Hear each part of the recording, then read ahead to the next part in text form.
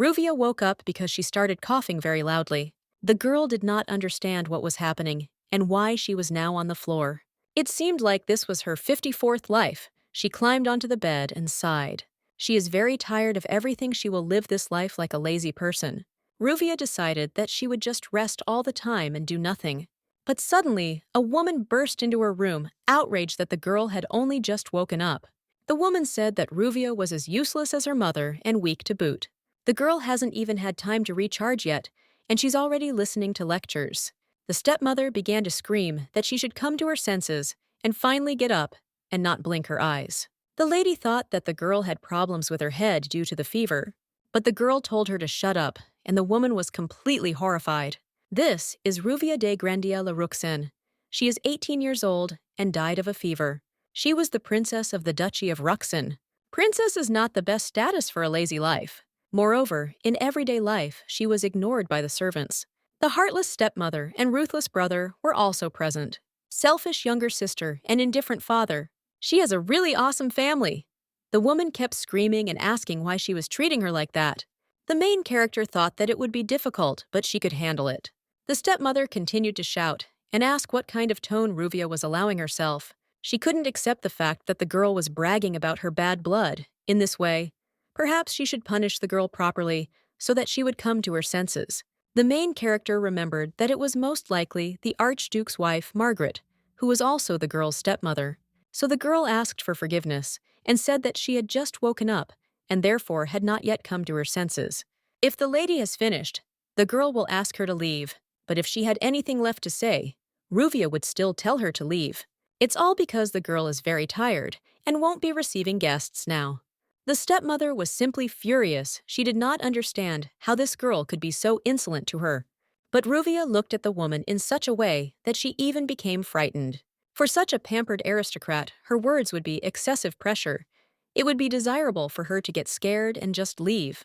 The woman turned around and told her to get ready, because she would definitely punish her for such antics. After that, she turned around and began to leave, slamming the door behind her. Perhaps the main character went too far. But it's okay, everything will resolve itself. Then the main character decided to go to the mirror and look at her appearance. Shiny silver hair and eyes like precious stones. She is very beautiful as befits a princess. But being too attractive is also tiring. A princess title, a broken family, a pretty face. None of this suggests a lazy life. A more comfortable option would be to be rejected by a noble man. She's been through this before, so she knows what it's like. After that, Ruvia sighed and lay down on the sofa. She hadn't chatted so casually for a long time. After that, she shuddered, because someone had broken into her place again. It was some guy asking if everything his mother said was true. She thought he was some kind of bore. He didn't even look very good. This is Marquis Sven. This is her brother from another mother, the eldest son of the great Archduke Rui. This stepmother simply brought reinforcements and is standing behind blazing with anger. It seems that the girl started hallucinating due to fatigue, and she saw this guy with a dog in his hands. The man demanded that she answer, because his mother had told him about her outrageous behavior. The main character sighed. She really wanted to rest already. They are all very annoying, and there is no end to it. She needs to end this conversation, and as quickly as possible. Therefore, the girl replied that everything was correct, and she had behaved rudely towards a person who calls herself a mother. Ruvia also noted that the first thing this woman did was reproach and taunt her daughter for almost dying of fever. The brother began to say that she was simply overdoing it. Perhaps mother's words upset her, but there was no evil intent in them. Ruvia, with a serious face, noted that she wanted to ask something. She asked again whether his lectures were really out of love for his younger sister, or whether he wanted her to show respect to family members no matter what. Her brother was simply horrified. He did not know what to answer. He was completely speechless from such a question. He will either understand that he is being unfair to his sick sister, or he will admit the fact that his mother was too rude. The guy noted that in any case she was wrong, so she should apologize to her mother. The girl said apple because she decided to make a play on words apology, and apple are the same word in Korean. The woman was simply horrified and asked again what it meant. The girl replied that she would give her an apple, so there was no need to sulk. Since she liked them so much, she could go and eat as many as she liked. After this, there was silence. The brother asked Ruvia again what was wrong with her behavior. For the sister replied that she did not think that she was wrong in anything. Apples are very healthy. It is enough to eat one a day to avoid getting seriously ill. Ruvia also noted that she knew what she was talking about. Apples are very healthy. Her brother was simply furious. He stepped into the teeth and told his mother that they thought it was time. The woman was outraged. She did not understand why he was not doing anything. The guy went and tried to take her, and the woman said that since he was sure of it, she would listen to him. They slammed the door behind them. In principle, the guy wasn't that stupid, since he realized that he had to leave when there was no chance of winning. After this, Ruvia decided to lie down on the bed again. Now she can sleep peacefully. When she was sleeping, she had a dream that she had not seen for a long time. She even cried because of it. She asked the maid to bring her something, but then she realized, the 53rd farewell, I still can't get used to parting with those she loved. She needs something to eat. Food is the best medicine for sadness. When she went out, she heard the maids gossiping. She asked for her food to be brought to her meat medium rare. If there is wine, then you also need to bring it. And it is preferable that it be from the Dorby Winery Livian variety. The maids looked at her askance. Ruvia asked again why they were standing there and ordered them to be brought immediately. The maid informed the lady that the time for serving dishes was over. There was no more food, and the other women began to laugh. Ruvia said that in that case they should get ready because she could wait. The maid was in complete confusion and already asked herself again what she had just heard. The lady repeated that she had said to cook since there was no food. The maid sighed and remarked that she was nothing but trouble. She turned around and said that she would serve food immediately. As Ruvia sat at the table, she saw the other maids whispering among themselves. This problem cannot be solved quickly. This girl was constantly bullied. Well, she decided to forget about it because she needed to eat first. But suddenly, a bowl of food flew onto her table. Everything spilled everywhere and splattered the lady. The maid replied that this was the only thing left and that she wished her bon appetit. The lady asked again if she really had nothing more to say. The maid remarked that next time she should try to arrive on time. They can't constantly adjust to her. Ruvia got up from the table and hit the woman so hard that she flew back. The lady ordered her to stand up. It seemed the difference in status between them was not enough for her. Ruvia is the first daughter of the Archduke Disrespect. For her is disrespect for the great Archduke Ruxin. So the lady asked again if she really had several lives left since she was behaving like that. The maid began to justify herself and say that she would never dare to show disrespect to her. She was even trembling. The lady noted where it was interesting to see what the other maids thought about this. The women immediately fell to their knees and noted that they too had been at fault, and therefore asked her to have mercy on them. They begged for mercy and said that they would definitely prepare everything. The lady said that she agreed with them and gave them another chance. The women were very grateful to her, bowed, and ran to the kitchen. They prepared a very good dinner for her. The girl was delighted, even though she scolded the head maid in front of everyone. But in any case, the people here ignore and are hostile to Ruvia. There are many ways to change the situation, such as gaining courage through good deeds and showing cruelty and destroying enemies. But the main problem is that all this requires strength.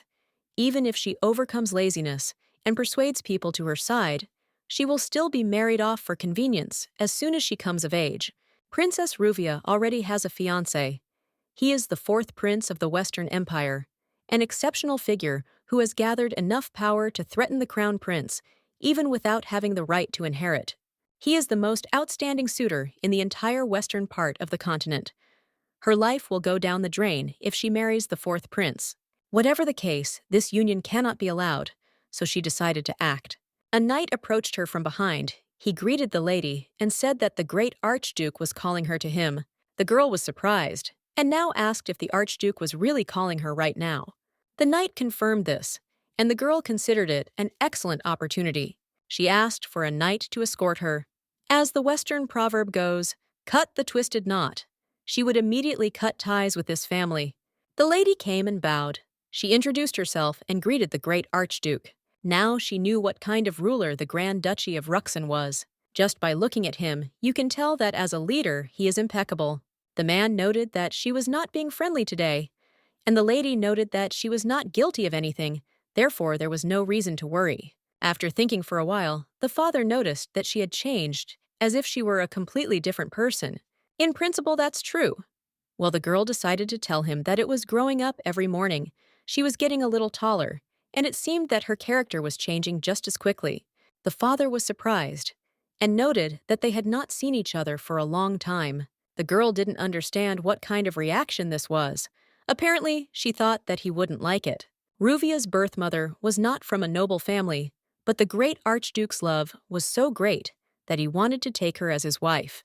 However, the daughter of his beloved woman will be carried away by the fever caused by all sorts of neglect from society and humiliation from her stepmother. It is unclear why this man did nothing. The father asked her if she knew why he had called her, and the girl replied that she had a rough idea. My father is going to scold me, but he won't tolerate unnecessary noise in his house. So he asks her to try to make sure that this doesn't happen again. He'll talk to her mother later. The girl believed that he was simply asking her to cover the rotting wound with a rag and not pay attention. Father didn't understand what she was saying, and that made him a little angry. Ruvia told him that there were two options to heal the wound. The first is to take medication little by little and wait until it heals, and the second is to simply squeeze out the pus and thereby get rid of it. But since it is too late, we must use the second option. Today she leaves the Ruxin Duchy. The servant was in complete shock and asked again what the lady was talking about. The father asked her again if she really thought he would listen to this nonsense, but the girl noted that he would have to listen to it. It's all because he is the cause of this wound. Ruvia knows she's an eyesore in this house. If it stays, it will never heal sooner, and they will continue to hurt each other. So for the sake of everyone, she will leave. And when her father did not answer, she remarked that she would assume that he agreed, and that she would leave the duchy during the day. After which, the girl thanked her father and told him to take care of himself. She turned around and started to leave, slamming the door behind her so that her father didn't have time to say anything. He didn't even try to hold her back, although it only played into her hands. Ruvia is actually such an unfortunate child. She will live this life happily for her sake. She began to collect her things, took her clothes, and also took a blanket instead of a sleeping bag. She doesn't have any jewelry, but she can earn money. In principle, this should be enough. Then someone approached her and asked what she was doing now. They say the princess left the mansion, so the servant thought it was worth stopping her. The Archduke turned to the knight and told him to watch the princess until she returned. It won't take too much time. The knight turned to the duke and asked what would happen if the princess really decided to leave the duchy forever. The man replied that then he would have to bring her back here by force. The man, of course, listened to his master and quickly left. The servant turned to the master and asked what he intended to do if the princess was brought against her will. He understands the master's feelings perfectly well. The princess is not guilty of anything. The Archduke replied that he knew and understood this perfectly well. The princess acted a little differently. She was always so depressed, point. But today, she looked more determined than anyone else, and it seemed to him that she would forever fly away to where they could not reach.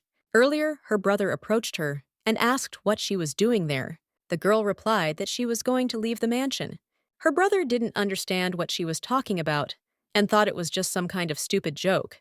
Ruvia asked for forgiveness, but she thinks this is the only right path for her. But the brother did not understand why she decided so, which is why the girl asked if there really were better options. If they had been, the situation would not have gone so far. Her brother did not know at all what to say to this. Therefore, the girl said that in that case, she would already be leaving and also wished him good health. Her brother grabbed her hand and asked her to wait and take something from him. This is an amulet with the seal of the great Archduke Ruxin. If she has any pleasures, she must use it. It's an artifact with a lot of magic. He suggested that she use it in an emergency. She should have tried while Ruvia was alive. But now it was too late. She was ready to say goodbye to this house. But suddenly, she heard someone calling her very loudly. It was Marie, the mistress's maid, who said with tears in her eyes that she would go with her mistress. The girl did not understand how she could leave her. She could not live without her mistress. In her haste, the main character completely forgot that this child was the only one who was on Ruvia's side. The lady asked Marie to come back. It would be very difficult for her with the lady. But the girl said that there was nothing to worry about, and that she would be useful to the mistress, so she begged to be taken along. Ruvia didn't understand why she was being so stubborn. Nothing good would happen to her with her. But the girl said that she wanted to go with the lady because she liked her. She remembered the guy's words about how he was going after her because he liked her, and it was obvious. The lady nevertheless agreed, because if the girl wanted it that way, she would take her with her. Marie was very grateful to her and promised that she would be a smart girl. The lady asked if Marie had any money by any chance. The girl replied that she had a little, but she spent it on a cake. And she also said that she would definitely earn more money. The lady was surprised. The girl began to say that she was very capable and that it would not be difficult for her to get money. She was so cute that Ruvia even smiled. She asked again if Marie really liked cakes that much. The girl replied that of course she really liked the strawberry ones. The lady asked what else she liked to eat. The girl said that she likes filet mignon and also veal tenderloin steak. In fact, she had never tried them, but she had seen the owners eating them and was very envious. Then Ruvia smiled and said that tonight's dinner was filet mignon and strawberry shortcake. The girl got scared and asked again what they would do because they had no money. The lady noted that money could be earned and asked the girl to follow her. The maid asked again what her mistress wanted to do and hoped that she was not going to do anything bad. Marie asked if the lady had any business in this establishment. The man asked what they had come for. Ruvia asked if she could borrow the instrument for a while. The man was surprised when he looked at the harp and noted that their establishment did not rent it out. The lady said she would give him 5 sen for 2 hours. He was very surprised, and Maria noted that the harp itself cost 10 seni. Well, Our Lady relied only on the power of the aristocracy. The man agreed and said that he owed her the harp. When they left, it was Mary who asked what her mistress was going to do with it. Ruvia noted that this was how she was going to make money, and noted that this place would suit them. She asked Marie to hold the hat. The girl was surprised, and asked the lady what she was going to do. Ruvia asked her to turn it over so that she could put money in it. The girl could not believe that her mistress was actually going to play the harp now. People immediately heard the sound and began to think that it was some kind of street concert. Everyone came to their senses. The maid was very worried. Everyone was shocked. They didn't know that there was such a skilled musician on this street. It was very nice to play the harp again in her past life. She couldn't even touch an instrument. A whole crowd gathered. They threw in a lot of coins. Marie thanked everyone. She was simply delighted. The crowd could not understand who could play this harp so well. Suddenly, the woman suggested that the girl give a concert in her house. Everyone started arguing. They lined up to see whose house they would host the concert at. One of the men suggested that she become a permanent musician in their home, and the noise and hubbub began. The lady told Maria that it was time for them to go. When Marie started counting the money, she realized that it came to about 300 seni. It looks like this is the monthly salary of ordinary citizens. The maid thought that the mistress had never held a musical instrument in her hands, so she was interested in how the mistress managed to play such a beautiful melody. The girl replied that she was simply a genius, and the maid was simply delighted. Maria noted that she thought so, which is why the lady always looked as if she lived in her own world. It was good that this girl trusted her. The lady was pleased with that. She asked the maid to keep an eye on this money. Now she will be responsible for all her savings. Ruvia is, after all, the princess of the Duchy of Ruxankama and cannot control the finances on her own, so Marie will be in charge of this. The girl was simply delighted. She promised that she would try, so you can trust her point. Now the mistress suggested going out to eat, and the maid, of course, did not refuse. Marie became very embarrassed and remarked that I also had to go to such a place for her sake. Ruvia replied that it was not because of her, and that the lady herself wanted it that way. She also likes veal tenderloin steak and strawberry shortcake, so she shouldn't jump to conclusions. The girl was simply delighted and told her that she would definitely try even harder. Ruvia asked me if she found it strange that her behavior had changed so much. The girl replied that it was of course surprising, but everything was fine, because the lady, this was her favorite lady, and she likes how resilient she is now even more. But this does not mean that her character was bad before. It was just that before her heart would break into pieces, just from looking at her mistress. But she likes everything, both the way she was before and the way she is now. The lady smiled, and the girl asked what the gentlemen were thinking of doing next. She thought that she would be a bard. Ruvia replied that this was not the case. They would go to the line. Free city of Lynette, the land of the Western Empire, which I do not belong to anyone 200 years ago. It was just an ordinary village, and now it is the most significant city on the continent, all thanks to the prestigious academy. Lynette Academy is a higher education institution with many specializations. Teenagers up to the age of 20 study there. It is a place with which the girl has deep memories. Ruvi simply founded this academy in one of her past lives. The lady decided to rent a room and asked if there were rooms on the top floor. It cost 50 sen. The girl replied that of course there was, and asked which room she preferred and whether they wanted to stay alone. The woman said she wanted a better room for two. Marie asked if they would stay there today. The lady replied that it was so, because they needed to get on the ship to get to Lynette, and since it was necessary to catch the first flight and not spend the night here. The girl tried to explain to the lady that it is very expensive here, and you also have to buy a ticket. The lady noted that there was no need to worry, she had everything under control. When the lady was taking a bath, Mary asked why she wanted to go to the linen. She assumed that the girl was going to enter the academy. The lady replied that this was true. They were currently recruiting freshmen, so she wanted to take the entrance exam. Marie noted that chasing your dream is very inspiring and her mistress is very cool. Basically, this is the first step to living as a sloth. If you are accepted, food and accommodation are provided free of charge, as the education here is skills-based. If you pass the tests well, there will be no questions about attendance, so this is a golden prize. Marie asked if the lady had thought of what direction she wanted to go to. She noted that a special female engineer would be suitable for the lady, but the lady noted that she had not yet thought about this and needed to decide. Ruvia is going on vacation. She doesn't even think about studying. How many years of free food and idleness have I had? Look, she was smiling, but the lady decided to ask what was making her so happy. The girl noted that she was simply in a good mood. Today, she tried filet mignon for the first time, and tomorrow she would board a boat for the first time. So the girl was happy that she would go with the mistress to the linen. And she was incredibly happy that she was doing it next to the mistress. The lady remarked that when they got there, she would buy her a mountain of strawberry cakes. The next morning, Marie reported that she had already packed everything. The lady noted that we need to buy something for the journey. After all, it will take 3 days to sail. We need to prepare in advance. And also, she opened the door and immediately saw Sir Urbo. She noted that she could see him, and there was no need to hide. She told him not to pretend he had been following them since yesterday.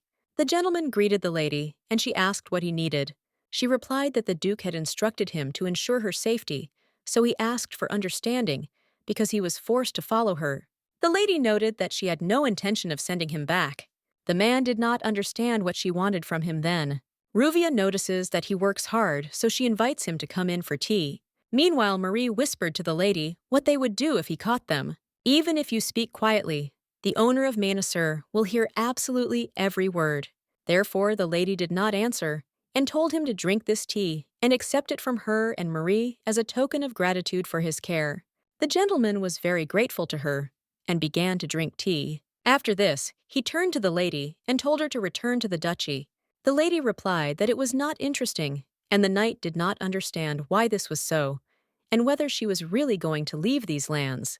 The lady noted because it was indeed, so they were sailing away on today's ship. The knight said that he could not allow this. The Duke ordered him to return her home even against her will, but only if she leaves his domain or does not return for a long time. In principle, this was unexpected. The girl did not expect this.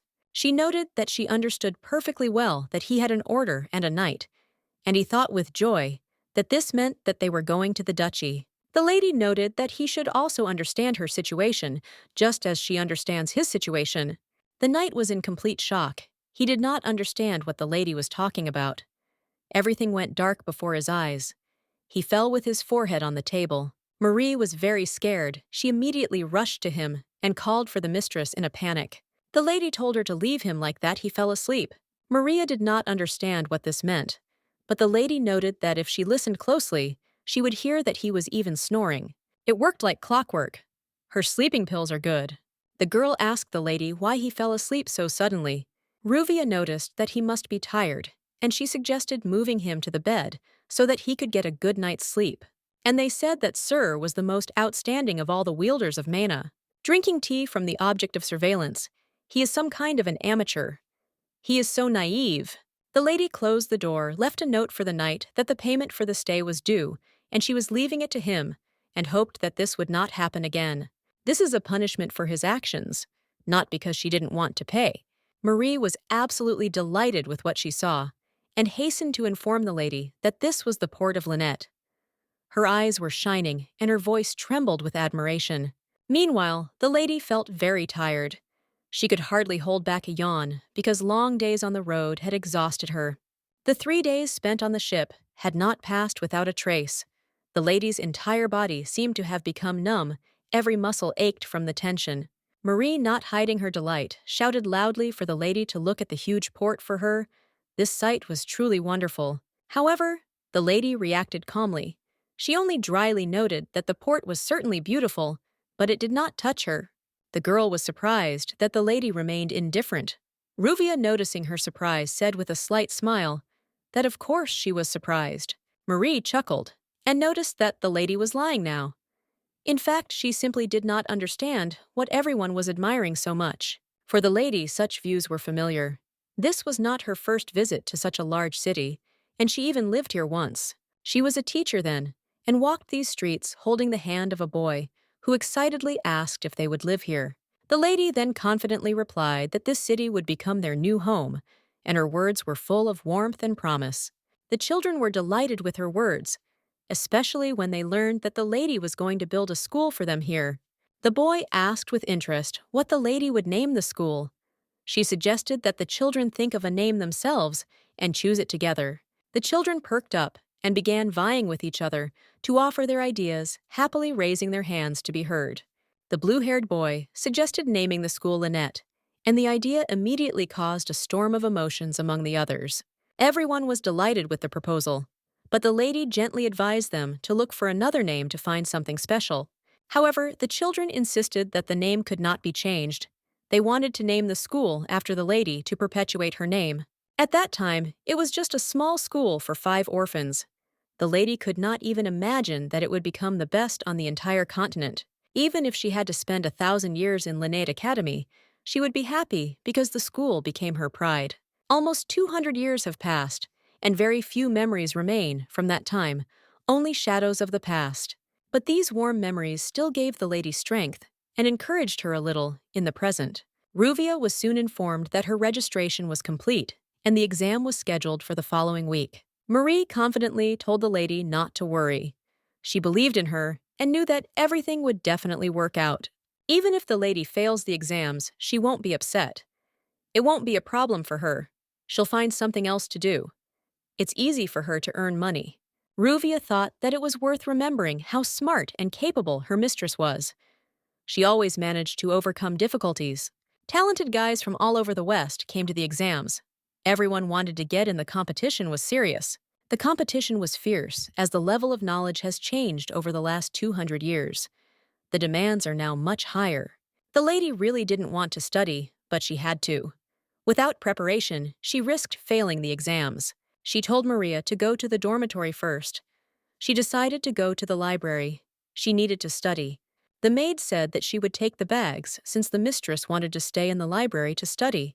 Maria happily said goodbye and ran to the dormitory, leaving the lady alone with the books.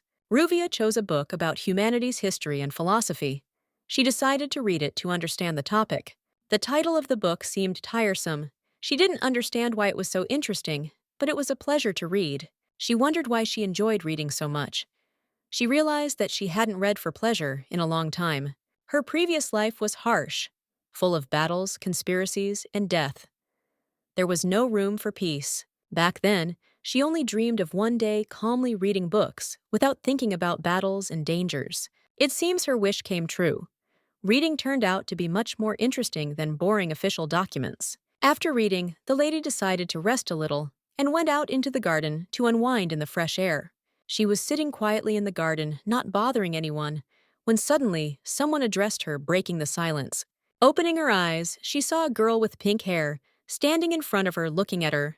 The girl was surprised and said that at first she thought she was mistaken, but it really was Mrs. Ruvia. She noted that they hadn't seen each other for a long time, and a friendly, warm smile appeared on her face. It was the daughter of Marquise Hanson, and her name was Janet. She greeted the lady and remarked that it was very surprising because she did not expect to see her here. She was the famous Princess Ruvia of the Ruxan Duchy.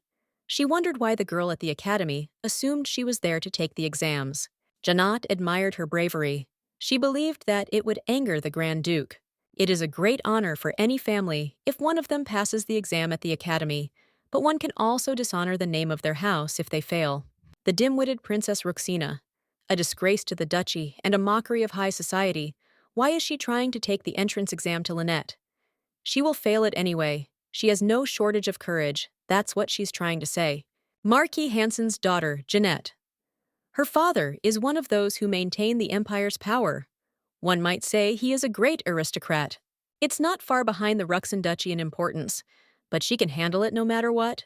The lady noted that before the most common thing she saw was blood, but here was a girl who looked like cotton candy, which was quite cute. The girl did not quite understand what Lady Ruvia's smile meant. Meanwhile, the lady came to have some fun and said that, judging by her words, she was not at all afraid of failing. The girl noted that it was all because of this that she prepared with all her might. The lady asked if she could ask a couple of questions, then because she had recently read a book and was confused. The girl replied that the lady could ask her as many questions as she wanted. Ruvia asked if she could answer how Kasan's problems affected the future generation in the war for the liberation of the Southern Empire in the year 524 of the host calendar. Janet replied that it was a very standard question. She began to talk about the victory of the Southern Empire over the Northern one, describing how it affected the political balance. But the lady abruptly interrupted her, saying that she did not want to hear about the consequences of the war. She then asked cautiously about Kasan's role in the emancipation movement, noting that the movement had changed not only Southern society, but it also had an impact on the Eastern lands. The girl was frightened and hastened to justify herself, saying that she meant something completely different and that her words were misunderstood. To change the subject, she asked about Fresnel's theorem concerning the refraction of light and asked how to correctly establish the beta factor in the 38th equation for a given differential. The girl tried to answer something, but quickly realized that she would not be able to explain such a complex topic, and fell silent. The lady, seeing her confusion, decided to ask an even more difficult question about the paradoxical reaction of the empathic nerve and the physiological reactions of the body. She noticed how the girl began to twitch nervously and wondered why such a reaction arose to such a simple, in her opinion, question. The lady realized that this topic was probably not the best one to tease the girl about, and perhaps it would be worth changing the approach. She decided to ask the girl if she had prepared well for the classes, hoping to hear a more confident answer. The girl blushed deeply, but still said that she had prepared diligently and tried her best. The lady smiled and said that she was grateful for her efforts, and perhaps she should read a little more herself. You shouldn't think that the lady said this mockingly. She was really worried about her and wanted to help. The girl turned away, and the lady could not understand what exactly caused her to behave like that. The girl began to walk away sadly, and the lady wondered if she should have pressed her harder, because if she continued to bully her, it would become tiresome. Although deep down the lady did not believe that Janet could defeat her in anything. Besides, she felt a little sorry for this sweet girl, who seemed to have no idea about some things. Feeling hungry, the lady decided to treat herself to something tasty in honor of the fact that the girl had studied well after all. A week later, her maid Maria was confident that her mistress would pass the upcoming exam without difficulty. But even if she doesn't cope, it's not scary. You shouldn't worry too much about it and put too much pressure on yourself. The man announced that the exam was about to begin. The lady immediately prepared herself, holding her pen at the ready. She was calm and ready to begin the tasks. When she saw the questions, she thought they were too easy. She was confused, not knowing what to do, because her team was trying hard. She also realized that she forgot to find out how many points were needed to pass. If she answered perfectly, it might raise suspicion. Behind her sat Janet, who confidently filled in the answers. The lady noticed her concentration and calm. From the way Janet worked confidently, it became clear that the tasks were really not difficult, and perhaps there was no catch. The lady decided that she would score exactly 90 points. This would be enough to pass the exam and not stand out. She thought it was a great plan. From now on, her life would be easier. She could afford to be a little lazy. In the morning, while the lady was sleeping, Someone was thinking about how she had done on the exam and whether she was confident in her answers. Despite the high level of competition, no one doubted her abilities. She was seen as a strong competitor. The lady told everyone that she was sure everything would be fine. She did not allow the thought of failure. She considered herself a genius. She was sure that passing the exam was just a formality for her. She gave just enough correct answers to get 90 points. That's definitely enough to pass. The maid asked again if she had heard correctly, and added that everyone around her was talking about how difficult the exam was. Hearing this, she began to get even more nervous. The lady stood up abruptly and asked in surprise whether the exam was really as difficult as everyone said, as if she didn't believe what she heard. After all, on the way, she overheard you saying that, in the last 10 years, the exam had not been as difficult as it was this time. There are rumors that some people think it is pointless to wait for the results and simply leave without even hoping for a positive outcome. The lady could not believe her ears and wondered if she had gone too far when she expected to get at least 90 points. Although, if you think about it, there are real talents gathered here from all over the continent, so there is probably no need to worry in advance. She tried to calm herself down, hoping she was right, but she still crawled into the blanket and sat wrapped up to hide her anxiety. The maid noticed that many seemed to have failed and did not understand how this had happened. The mistress admitted that she herself was a little worried. When she said her name, the man was completely shocked to hear that the person standing in front of him was the Princess of the Ruxin Duchy. The lady confirmed that it was indeed her, and then the man said that they had been waiting for her for a long time, asking them to open the letter quickly. As soon as she opened the envelope, she felt a bad feeling, and after reading the letter, she realized that she was in serious trouble. Ruvia couldn't understand why she had the best result. She hoped that there was a mistake, because she didn't think that 90 points could be the highest. However, I understood perfectly well how such a result could be the best among all. Janet approached Ruvius, smiling slightly, as she noticed that they had met again. There was a certainty in her voice, as if she had been expecting this meeting in advance. Janet asked curiously how the lady had done on the exam. There was a hint of mockery in her tone, as if she already knew the answer. Although according to her, there was no need to even answer. Janet understood everything perfectly well. She added that there was no need to be upset. Passing the entrance exams to Linnet Academy is incredibly difficult. Janet pointed out that if Ruvia wanted to retake the exam next year, she could always come to her for help. There was confidence in her voice. Janet added that she thought she could be a great support to Ruvia. She was confident in her abilities and knew how to help. At this point, their conversation was interrupted by the woman at the registration desk. She noted that the lady seemed to be getting it all mixed up, hinting at a misunderstanding of the situation. Ruvia wanted to object to explain that this was not so, but Janet exclaimed sharply that she had had enough of such talk. Her voice sounded irritated. Janet chuckled and noted that the lady was probably trying to hide the obvious result. She bowed her head respectfully and asked permission to take her leave. Ruvia, feeling awkward, apologized and added that she was just too shy. Her voice trembled, betraying her nervousness. The woman with the registration understood everything perfectly. Ruvia hadn't even managed to enroll in the academy yet, and she was already having problems with those around her. Ruvia was about to leave when the woman with the registration stopped her, saying that she had something that needed her attention. The woman smiled softly, noticing that there was at least one person who actually wanted to see her. It warmed her heart, even if things weren't going according to plan. Her hopes for an easy 4 years at the academy were shattered. All dreams of a quiet life disappeared when the reality turned out to be much more complicated. A tall, imposing man came out to meet her, in whom Baron Cruzen was unmistakably recognized. His appearance immediately attracted attention, making her wary. Seeing the person who scored the highest points in the history of the academy in person was truly amazing. It's not something that happens every day. In her past life, Ruvia founded this academy herself, and she never imagined that the exams would become so difficult for future students. Entering the academy will only complicate her life, because the attention to the person who scored the highest score will be constant, and there will be no time to rest. Then she decided to clarify the situation right away, and said that before starting the conversation, she wanted to clarify something in order to avoid misunderstandings. The man seemed not to understand her words and asked again what exactly she was talking about, clearly not expecting such a start to the conversation. Ruvia replied that it was about her scores.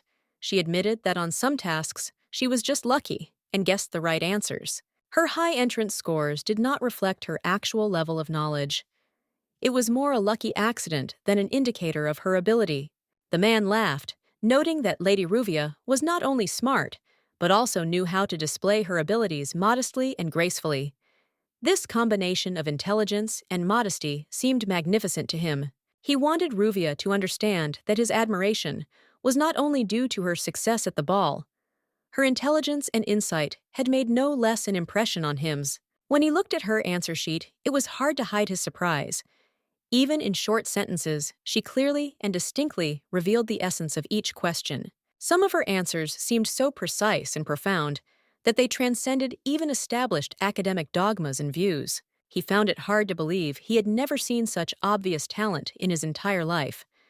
If this wasn't destiny, he didn't know what it was. He realized that there was very little time left before retirement, but in the end, he would make every effort to reveal her outstanding potential. He was determined and did not want to put it off any longer. But it was at this moment that Ruvia decided to do things her way. She calmly stated that she was going to cancel her application to the academy, which puzzled him greatly. The man did not understand what she was talking about. He tried to comprehend her words and find some meaning in them, but in vain. He thought he might have misheard, but Ruvia repeated. She was sorry to have misled him, but she had to go. The man asked her to stop and wait. He did not understand why she was doing this and what was really going on. Then Ruvia frankly said that she had a good reason for this decision, although it was not easy for her to talk about it. Ruvia suffered from a chronic illness. She barely passed the exam, and her high score was a surprise. But studying at the academy will be too much for her. The man looked at Ruvia with interest and asked if he could find out what kind of illness was tormenting her. His voice was full of concern, but there was also a hint of curiosity in it. The director assured her with confidence that he wanted to help the academy. He said had the best medical specialists, and perhaps someone could ease her suffering. However, Ruvia calmly replied that she suffered from migraines, a disease that could not be cured even on the advanced Western continent, where medicine had made great strides. She added that if she gets a little tense or worried, she starts to get severe headaches that prevent her from living and studying normally. If it weren't for this constant pain, she would have certainly tried to cope with her studies. But Ruvia felt that in her condition, it would simply be impossible. She assumed that the director had a lot to do, and thanked him for his attention. Due to illness, admission was impossible, but the academy will always remain in her heart. However, the man was not going to give in. He thought for a moment and offered her a completely different, unexpected option. The principal said that Ruvia could stay at the academy. She didn't have to attend classes regularly. They would find a special approach for her. If she promises to study, the director will personally take care of her passing grades. All classes and homework can be replaced with tests at a time convenient for her. Ruvia thanked him warmly for the offer, but added that she could not make any promises now, as she was not confident in her abilities. She was about to leave, but the director reminded her of the academy's rule. No one can be expelled during the academic year, so that students do not drop out after receiving a scholarship. However, if Ruvia decided to leave, no one would stop her. She thought, the conditions were really favorable. It was unlikely that they would offer better anywhere else. But the very fact that she had to make promises was very stressful for her. In this world, the laws she was accustomed to did not apply. One of the local rules was that if a person made a promise, it automatically became mandatory to fulfill regardless of the circumstances. This was because her soul energy was much more powerful than others. Once she made a promise, it would gain power, and Ruvia would be forced to fulfill it with no right to retreat. Realizing this, Ruvia firmly said that she could not accept such conditions. She apologized because she did not want to seem ungrateful, but she could not promise anything under such circumstances. The director of the academy, after listening to her, nodded with understanding. He said that he understood her difficulties and was ready to consider only the conclusion of her doctor. Otherwise, unfortunately, they would have no other solution. Ruvia remained silent in response. She felt a little ashamed in her heart, because the director was being sincere, not motivated by personal gain. He was genuinely worried about her and her future. He was a true educator who genuinely cared about the development of the academy and tried to retain talented people like Ruvia. His words were full of respect and support. Ruvia felt sorry that in this world, people like him and academies like him remained in the shadows. Their work and sincerity often went unnoticed, even though they deserved more. Finally, the director added that the doors of the academy would always be open to her. They would wait for her return when she was well and ready to return to school. Ruvia remembered the teacher being told that he would definitely continue to develop the academy. He wanted not only to preserve her legacy, but also to widely disseminate the knowledge she left behind. She shuddered, noticing that the second headmaster of the academy had the same zeal. If you looked closely, there was indeed something in common in their looks and gestures. Everything that was happening completely confused her. Ruvia no longer tried to figure it out, and simply waved her hand, deciding not to burden her head with unnecessary thoughts. She said she had a few conditions. Ruvia gently asked if the director was willing to listen to her and accept these conditions. The director smiled warmly and confidently replied that he would certainly do whatever she asked without hesitating for a minute. Marie was simply delighted when she first saw Ruvia's room. Spacious, bright, and elegant, it looked as if it belonged to a noble person and not an academy student. Everything here was arranged with exquisite taste, and this place did not at all resemble a typical dormitory. Marie immediately realized that such comfort was rare even in rich houses. It was really worth the long journey for this Marie, thought that all this trouble and travel were completely justified when she saw where the lady would now live. Now that they had finally arrived, it was a relief to breathe a sigh of relief. The lady could rest peacefully in this cozy and luxurious room, enjoying the silence. Marie noticed that the lady had not only entered the academy, but had also passed her exams with top marks. She was curious as to why Ruvia had asked her to hide this fact, since it would soon be known anyway. However, Ruvia firmly said that no one would know about her success. That is why she asked Marie to keep it a secret and not to reveal her achievements to anyone. Cruz and Ruvia put forward two conditions that had to be followed unconditionally, and this surprised the academy administration. The first condition was the right to leave the academy at any time if unforeseen circumstances arose, which seemed unusual for such a talented student. The second condition was to keep her exam results a secret. Ruvia insisted that no one except the management know about it. The director of the academy did not understand why such outstanding achievements should be hidden. Her scores were record-breaking and would have been a historic event for the educational institution. He believed that such achievements should be known to everyone, but Ruvia explained that too much attention could cause her health to deteriorate. The man did not fully understand what illness was being discussed, and at first tried to object. It seemed strange to him that someone would voluntarily give up fame.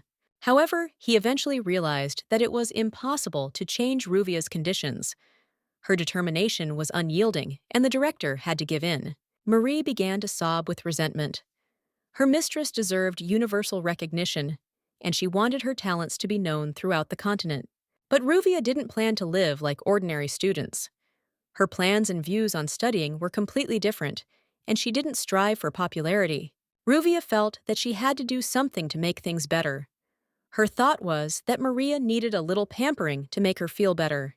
The director should have been given some research work, perhaps even his own, so that he could use it as some kind of contribution to the success of the academy, which would give him an additional achievement. When Maria asked why the lady was lying in bed, Ruvia answered calmly that she would rest, and that from now on, she would sleep constantly, feeling how her body needed rest.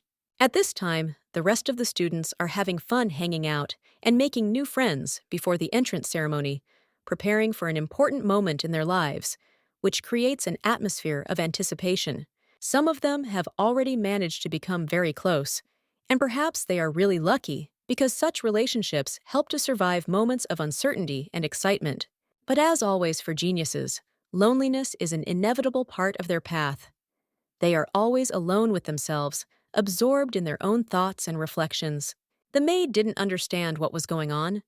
Her gaze was puzzled, But even in the future, she wouldn't care. She continued to think that she needed to establish friendly relations with others. Ruvia replied that she would make friends, but only after some time.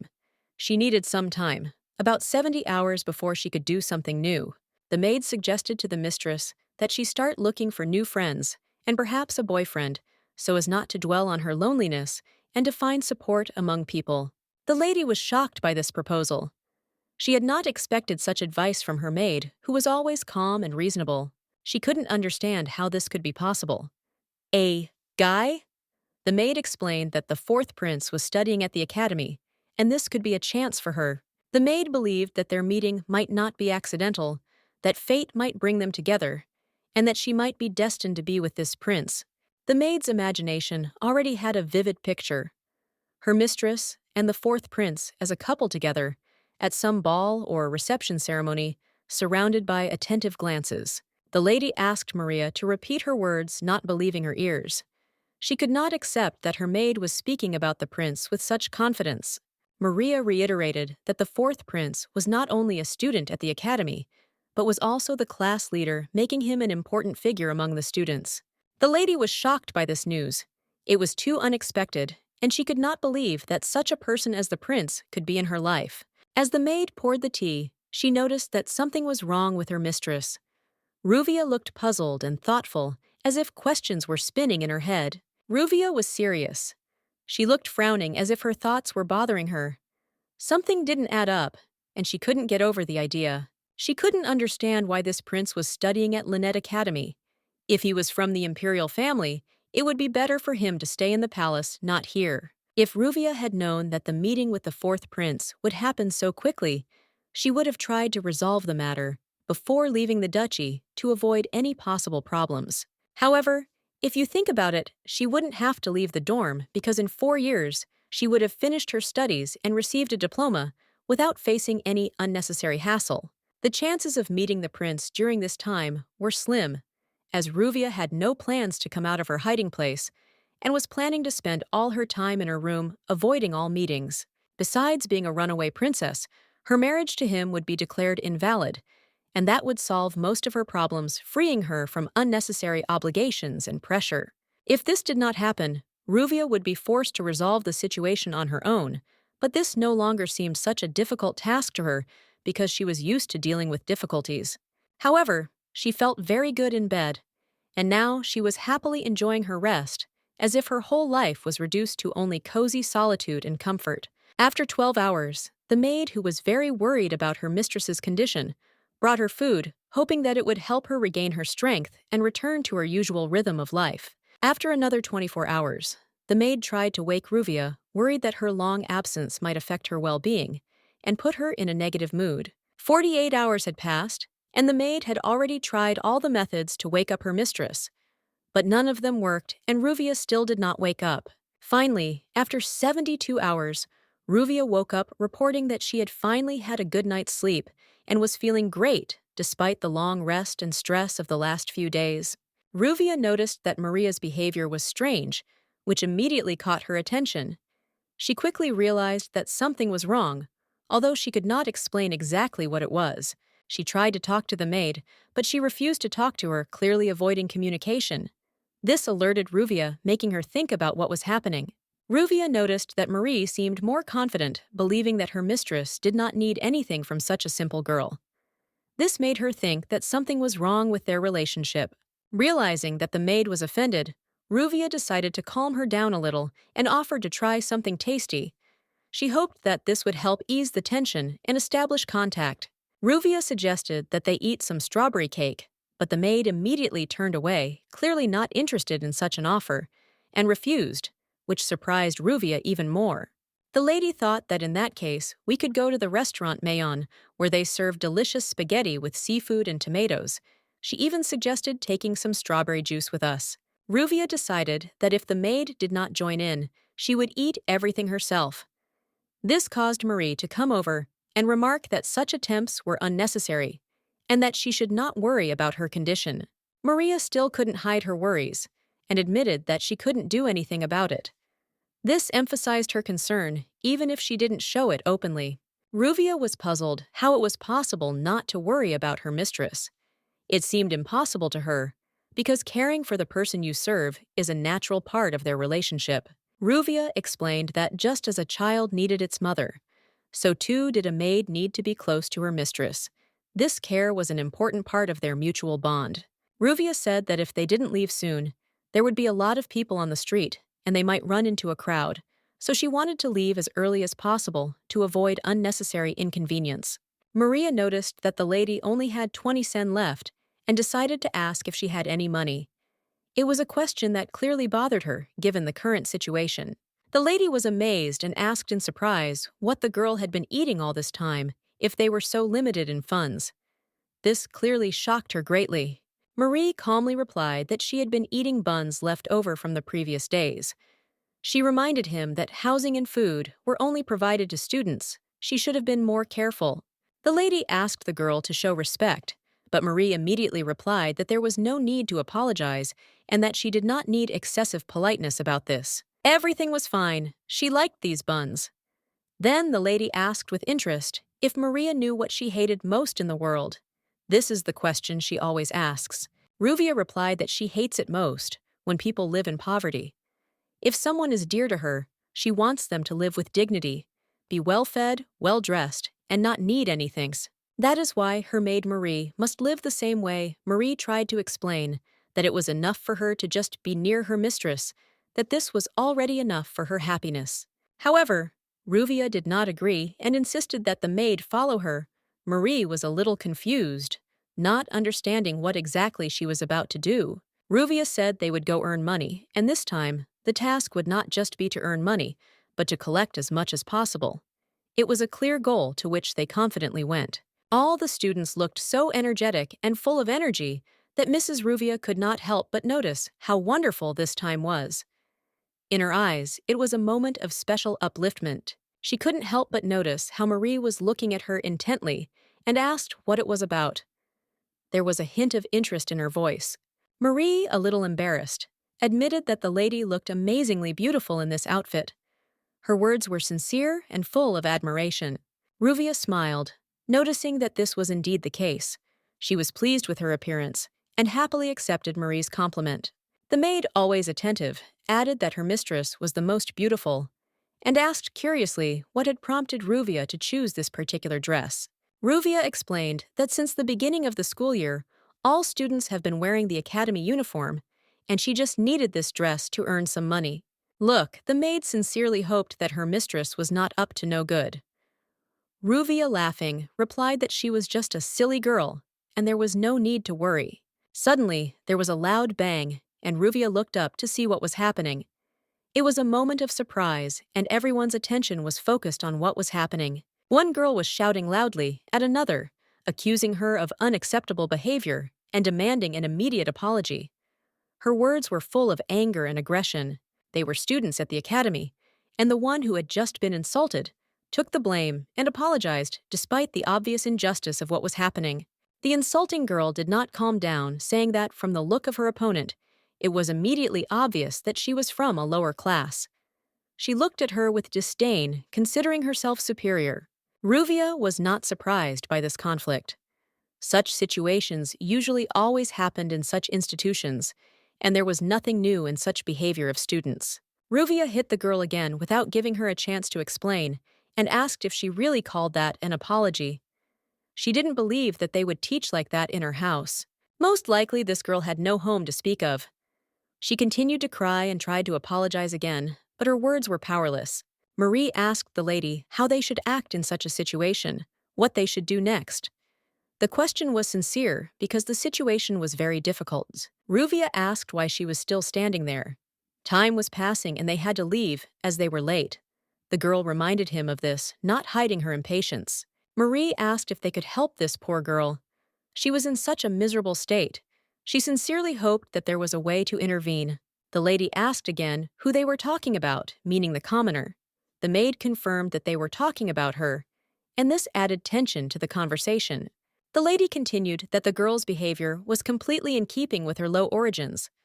Such an attitude was normal for her, which only confirmed her contempt. If this girl really believed herself guilty, She should have gotten down on her knees and begged for forgiveness like a dog. According to the lady, that was her view of the situation.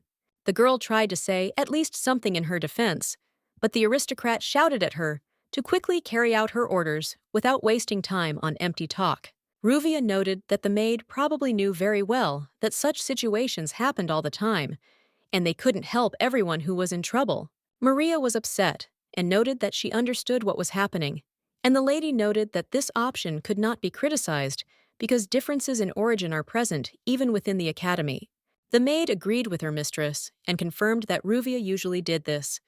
She always acted at her own discretion. This was her usual behavior. However, this little brat still didn't understand much. She was just starting to grow up. Ruvia didn't found the academy to watch such childish antics.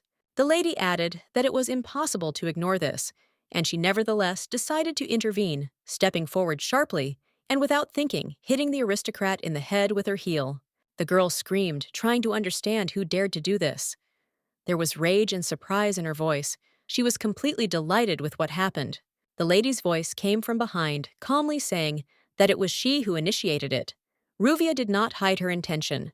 The girl was shocked when she saw Princess Ruxina in front of her. Shocked, she could not believe that the lady herself had decided to do such a thing. The lady noticed that this was not done on purpose, and then asked the girl again, who asked her to stand in this place under attack. In response, the girl lowered her eyes, embarrassed, and quietly said that the lady should be more careful next time not to cause herself unnecessary problems. The lady smiled in response and asked why the girl had not introduced herself earlier. It seemed strange because she could not help but know who was in front of her. The girl became even more frightened. Her heart began to beat faster. She could not believe that the princess was asking her such questions. The lady repeated in a cold tone that she had asked why the girl had not introduced herself properly. She seemed not to realize who was standing before her. In fear, the girl immediately made a deep bow, introducing herself as the daughter of Viscount Feline, trying to smooth over the tension and show respect for Ruvia. The lady sighed and wondered why the girl had such a low angle at the knees. Apparently, it was important, because she couldn't understand how she could have positioned her legs like that. The girl's left knee was slightly twisted, and this interested the lady. She, seeing such a moment, asked the question again. Why did she put her right hand on her belt? The lady noticed that the girl seemed to be deliberately tilting her head before bending her back. Perhaps this was a new method of greeting, and she decided to inquire. The aristocrat, despite her bewilderment, asked for forgiveness. However, she said that she would teach the girl, and in order not to leave anything unsaid, suggested that she try again. The princess added without hesitation that she had to bow again, but that it should not be perceived as something wrong. Everything should be done according to the rules. The girl confidently replied that she had been well trained and would do everything as expected. In order not to make a mistake, she promised to follow the advice and would thank the lady later. The lady reminded the girl again to bow her head lower, not to hurry, because in Western culture, modesty and elegance are important elements of behavior. You need to be more refined. After all, the lady approved of her actions and said that now her greeting corresponded to all the rules of etiquette. She noted that the girl had learned her lesson well. The girl thanked her for her instructions. The lady, in turn, asked if she wanted to continue her studies, since she was ready to give a couple more useful tips. However, the girl, without thinking, immediately bowed.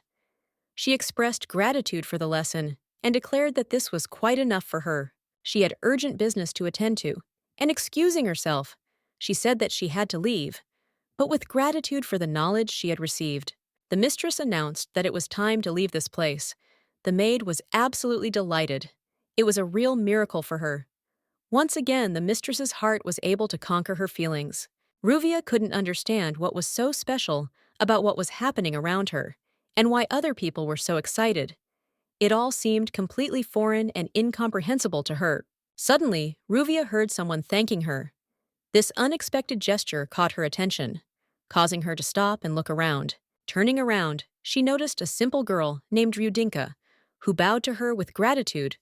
Rudinka said that she was immensely grateful, because for her sake the lady had done such a deed. Ruvia approached the girl and calmly noted that her actions were not directed specifically at her. It was all for a completely different reason. The lady explained that she wanted to teach a lesson to one of the women who was closer to her world, Maina. It was her personal decision, not related to the commoner. Therefore, in her opinion, it was not worth jumping to conclusions. She did not even know that this girl was present here. She had nothing to do with this matter. Despite this, the girl was still touched by the lady's words. She noticed that Ruvia did not really want to inconvenience her. The name was Milia, and she promised herself that she would never forget the gesture that the lady had made for her. It left an indelible mark on her heart. Maria couldn't help but ask again whether the lady really wanted to help this girl. Her doubts were understandable, and she decided to clarify. Ruvia had long ago explained that this was not the case. None of this was about wanting to help or anything like that. She added that they should move on. It was time to leave, and they shouldn't dwell on these disturbing thoughts. All this time, one guy was watching what was happening. In his thoughts, there was a feeling that this girl was a very interesting and unusual freshman. But after thinking a little more, he quickly changed his mind. Perhaps she should be called the future daughter-in-law. The guy could not imagine that his future daughter-in-law would be so charming. He was shocked by her appearance and behavior. He never expected such an impression from her. He was puzzled by the rumors that she was a hermit, because in reality, she did not correspond to this image at all. Where these rumors came from, he could not understand. The prince remarked that Ezekiel should be more careful with his choice of words. He understood that in their world, every word could be important, and he should be more careful. The boy asked Ezekiel not to look at him like that. It was a look that was scary, and he didn't want his older brother to continue looking at him with such intensity. The eyes of the elder brother, the emperor, were truly terrifying. There was something about them that made one feel uneasy, as if they were seeing more than they should. Ezekiel apologized, and a little hesitantly asked if it was true that it was better to call them the eyes of the beholder rather than the eyes of the emperor. He was not sure what to call them exactly. Eyes of the beholder. Currently, only one person on the entire continent has this gift, the fourth prince of Orleans. This is a special ability that allows one to see the essence of things. The eyes of the beholder have the unique ability to discern the truth hidden behind the outer shells. These eyes are considered the symbol of emperors and are often called the eyes of the emperor. The owner of these eyes was destined to become the ruler, and at the moment, a fierce struggle was being waged for the right to inherit power in the Western Empire between the crown prince and the fourth prince. The prince warned that they were not alone in this academy and that they needed to be careful. The battle for power required attention and caution to avoid unnecessary risks. Ezekiel noted that if the crown prince himself was here, then he should be the one on guard, and promised that she would take this into account in her further actions. He also added that the future of the prince's daughter-in-law looks truly exciting and difficult to imagine. These words could not help but draw attention to her extraordinary destiny. This woman is not a hermit at all, but an incredible beauty whose appearance and charisma will outshine anyone in the empire. People like her can be found only on the fingers of one hand. Regarding the way she communicated with the Viscount's daughter, he could not help but note her behavior. It was real perfection. Her charm left no one indifferent. Ezekiel asked for his opinion of the princess, asking him to share the first impressions he could give about her character and behavior at this academy. The fourth prince replied that she was beautiful, which surprised the guy a little.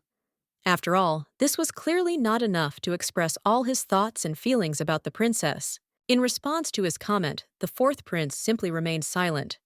The boy realized that there was no point in discussing this topic with him anymore. There was clearly nothing new here. This reaction was quite in keeping with his style, but the boy still couldn't help but wonder why the crown prince had appeared at the academy again after completing the mandatory 2 years of training. He had already completed all the necessary courses, and now it was completely unclear why he was here again and in the role of a temporary teacher, which seemed strange and not entirely logical.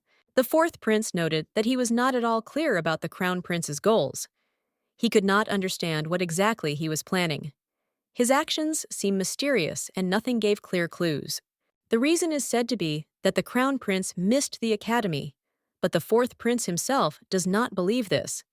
He is sure that no one in their right mind would take such a reason seriously. The fourth prince could not even guess what was behind such intentions, thinking them to be simply ridiculous. In his eyes, It was like playing with fire, too dangerous to trust. Today, the prince is completely absent. His absence is a source of confusion for all who expect his active participation, and no one can understand what he is doing at this moment. According to rumors, the fourth prince heard that the crown prince was currently in the casino. This only increased his surprise and even displeasure. Ezekiel could not forgive him for this. The fourth prince noted that perhaps the crown prince did not come here to continue his games, but to rest. However, he was sure that his actions should be forgotten. Ezekiel couldn't understand how such behavior could be easily forgotten, and more importantly, he was uneasy about even telling his older brother about it. The whole thing was confusing to him. The fourth prince said that he was not worried about it. His opinion was clear. However, it seemed that the younger brother was still worried, which made the situation even more tense. He also asked if Ezekiel had finished his dissertation, hinting that he must have a lot on his plate. This prompted Ezekiel to consider how important his studies might be. Ezekiel flinched a little at the question, quickly answering that he had not come here to do these serious matters. He wanted to relax and enjoy the moment, forgetting about work.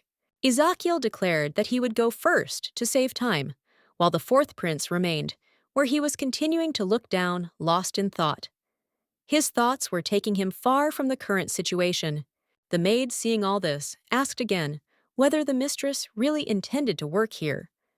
Her questions were filled with anxiety and uncertainty, which only emphasized the strange atmosphere in the air. Ruvia wondered if there were really issues worth addressing, and if she thought they were important. She was a little worried, but she wasn't sure. Marie replied that there were certainly problems, because it was a casino, and there was always a risk. This place attracted people who were used to gambling. As they walked, shouts, laughter, and excited cries could be heard. The aristocrats did not restrain themselves. They spent large sums of money absorbed in games, without any doubts. Yes, this entire building is connected to the casino, and it is clear that the gentlemen expect to profit from the gambling that takes place here every day. Marie insisted that she and the lady leave this place before it was too late, because such games could be dangerous for anyone. Ruvia calmly replied that there was no need to worry, because she was good at playing cards and could keep everything under control even if the atmosphere was tense. The maid reminded that it was not the way she played, but the process itself. Gambling here attracts people suffering from addiction. It is not safe. Ruvia smiled and stated that she didn't look like a person addicted to games, and asked again if the maid was exaggerating the situation. The maid clarified that she did not mean her personally, but the very nature of gambling is always a risk, especially for those who cannot stop. Ruvia agreed that the maid was right, but she was determined to do something a little different, and was not going to give in to this dangerous atmosphere. You could call it a game of justice. The maid didn't quite understand what it really meant to those mistresses. She only guessed at the meaning of their words, but she clearly felt the tension of the situation. There are certainly those in this place who use dishonest methods. These people win money by deceiving others. Their cunning and sophistication are conspicuous, creating anxiety. Ruvia decides that these are the people she wants to rob. Her goal is to punish the swindlers and deprive them of what they have so easily gained by dishonest means. In her thoughts, the fight against injustice. Of course she has good intentions, but taking money from swindlers is becoming almost a game. It is a business full of profit, and even moral principles do not stop her. Although Ruvia herself understands that it brings pleasure, because it reminds her of the old days when she herself did similar things. She can't help but remember how cleverly she deceived people, setting traps for them. First, Ruvia decides to win some money at the dice. 20 sen is not a huge amount, but it is enough to try her luck. There is no particular risk, but there is still excitement. Marie, noticing that the game is getting out of control, tries to help the lady. She suggests betting another amount, which she thinks is more reasonable. But Ruvia continues to stick to her plan. Ruvia, hearing the maid's remarks, answers with a smile. She reminded her that she herself had recently said that gambling was evil, but now it seemed she didn't care anymore. The maid, seeing that Ruvia is not going to back down, gives in to doubts. She admits that she does not know what is going on, but Ruvia was firm in her decision. They must win at any cost. Marie was thrilled when they earned their first 200 sen. She immediately began dreaming of more, imagining how they would soon become real rich. Ruvia remained more reserved. However, Ruvia realizes that it is impossible to make money from gambling. She looks at the maid, thinking about how pointless such games are despite all the winnings. Marie is surprised when Ruvia stands up and heads for the exit. She says that they are winning and that it would be stupid to leave now, since luck is on their side. But Ruvia remains adamant. Ruvia decides it's time to play another game. She prepares for the next stage of their plan, which is much more important and ambitious than just winning the dice. Everything is going according to her plan. The maid, noticing that Ruvia is serious, asks if they should continue. She suggests that they put all the games aside and just enjoy the process, but Ruvia firmly rejects her suggestion. Ruvia replies that if they are already here, there is no point in wasting time. They must do everything to complete their task. She is determined to try to get more. Ruvia asks, "How about the 3,000 sen from the maid?" She tries to convince her mistress that such an amount is quite possible. Ruvia is confident that luck will be on their side. In such a huge casino full of gamblers, there are bound to be those who try to cheat the system. After all, where big money is circulating, there are always scammers. A family could live for a whole year on 3,000 sen without denying themselves anything. Such an amount would allow them to forget about poverty and live quite comfortably. If she manages to earn this money, she will be able to stop thinking about financial problems for some time. And if the win is even bigger, she will not get out of bed at all. She was looking around the room, trying to figure out who might be a good fit. At that moment, she heard a man complaining that he had been counting on a flush, but the cards were not what he expected. Everyone around him was watching his game with interest, discussing how much money he had already managed to earn. The curiosity of the spectators only grew because it is not every day that you get to see someone win large sums. The focus was on a boy with ash blonde hair, playing with incredible confidence.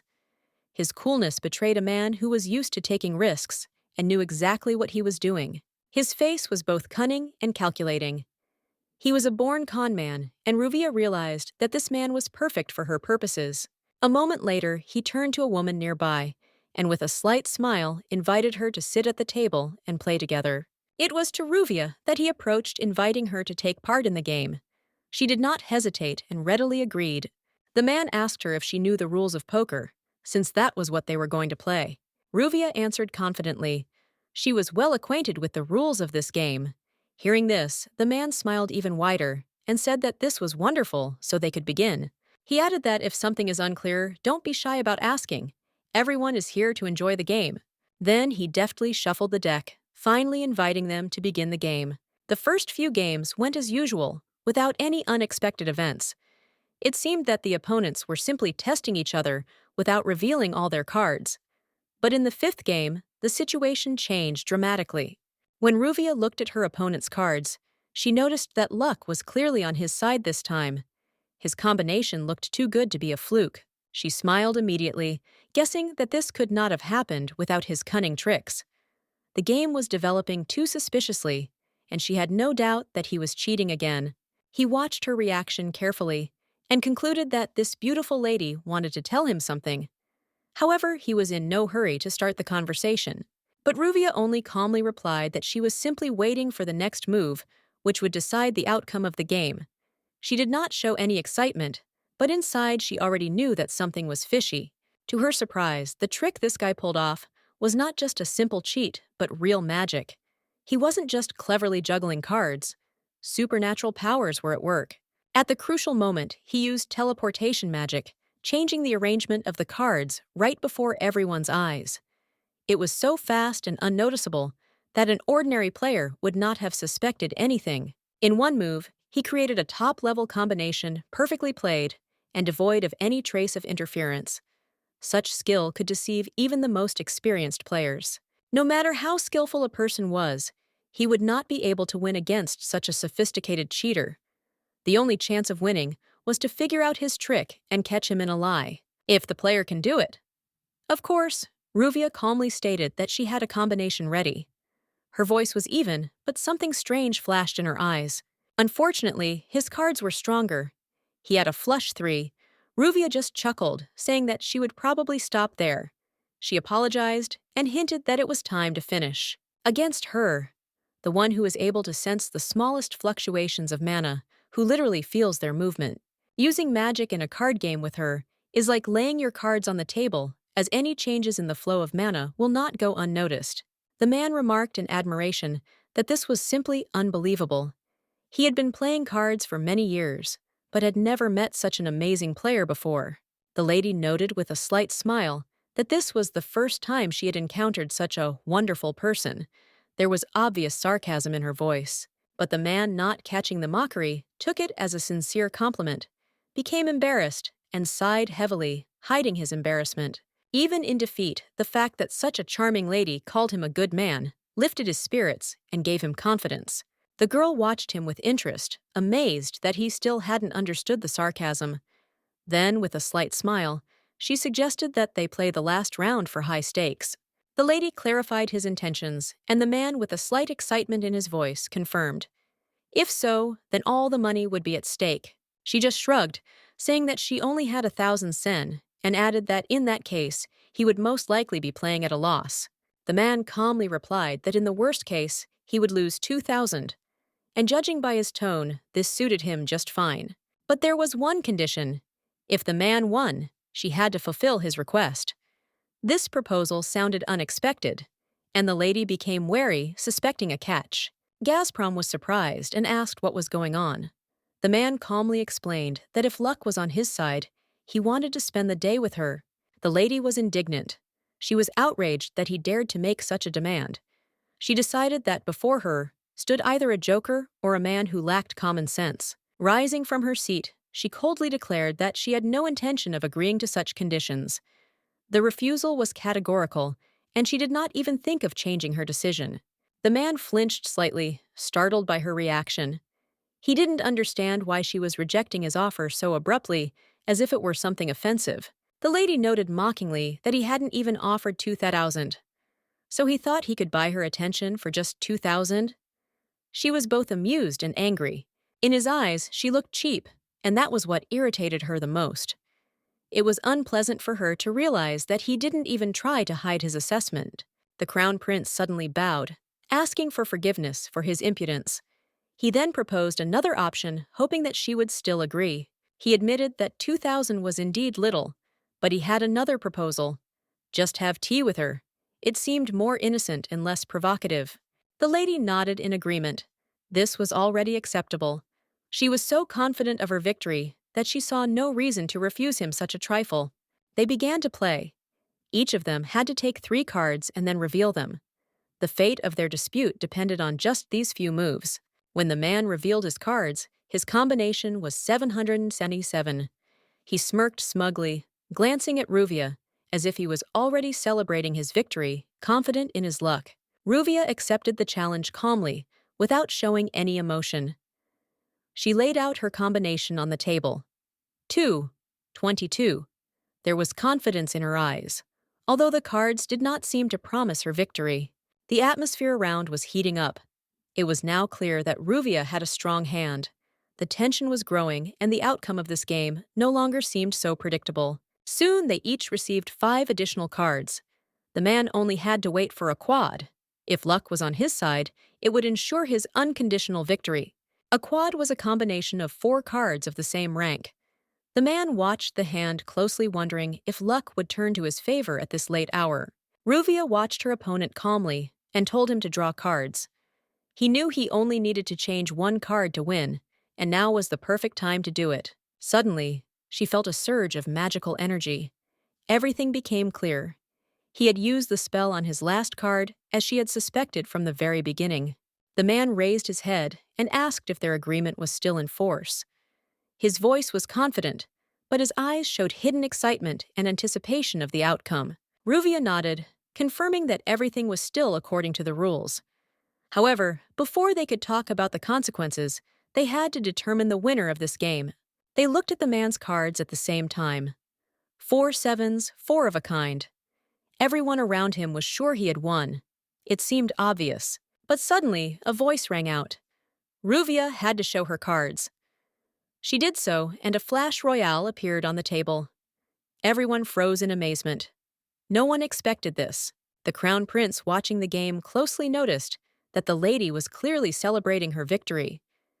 He acknowledged her triumph and added that the game had been tense and that he had played well. But it wasn't only the crown prince who knew how to cheat. The lady was confident in her abilities and knew how to beat her opponent, because in gambling, not only luck wins, but also intelligence. It was an almost impossible coincidence that both a quad and a royal flush came up at the same time. She had obviously planned this round in advance, and every move had been strictly according to her plan. She foresaw that the prince would try to influence the cards with magic and created a situation in which he would inevitably receive a quadruple, leaving himself only the strongest layout. So following her plan, fate itself gave her the highest combination of cards, leaving her opponent no chance of winning. As a result, their winnings amounted to a whole 4,000, and for now, this amount should be enough to not think about money for some time. The lady won absolutely everything, leaving her opponent without a single coin. She even felt a little sorry for the crown prince, whom she had so cleverly outplayed. Meanwhile, the prince leaned back in his chair and admitted that the game had been exciting. He called the game an honor for himself and enjoyed the moment, despite the defeat. Intrigued, he looked at his rival and politely asked if he could find out her name, since such an intelligent and beautiful woman should definitely not remain a stranger. The lady, without expressing any particular emotion, calmly replied that her name was Ruvaya, without adding anything extra. The crown prince smiled, slightly turned to her, and looking thoughtfully into her eyes, noticed that her name was very beautiful. And for some reason, he was sure that their paths would cross again. Ruvia answered without hesitation that she doubted it. However, the prince was adamant and, with easy confidence, declared that she was mistaken because their meeting was inevitable. The lady did not argue. She simply turned and, without looking back, walked away, leaving the prince alone with his thoughts. When they returned to the restaurant, the maid was shocked. They had not 400 in their hands, but 4,000. She could not believe that they had hit such a big jackpot. But she was worried about something else.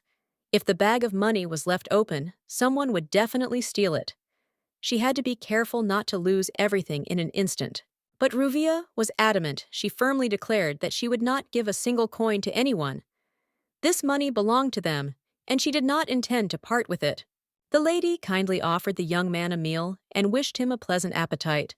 However, deep down, she knew that this guy had guessed her machinations and understood perfectly well that she was cheating. The last look of the young man left no doubt. He had guessed everything. There was no malice in his eyes, only a slight grin, as if he had known in advance how it would all end and was not going to expose her. However, surprisingly, he said nothing. Why did he just keep silent instead of confronting her? It remained a mystery, and it made her feel uneasy. What was especially alarming was the way he said the words about meeting again. They sounded confident, as if he knew for sure that their paths would cross again. The maid carefully asked her mistress who, in her opinion, this mysterious guy was. Maria noted that he was very attractive. The lady, instead of answering, looked away thoughtfully. She had a feeling that this young man reminded her of someone, but she could not yet understand who exactly. However, what impressed her even more than his appearance was his magical abilities. The way he teleported the cards without leaving a trace showed a skill that no ordinary mage could possess. Simple mana users are not capable of such tricks.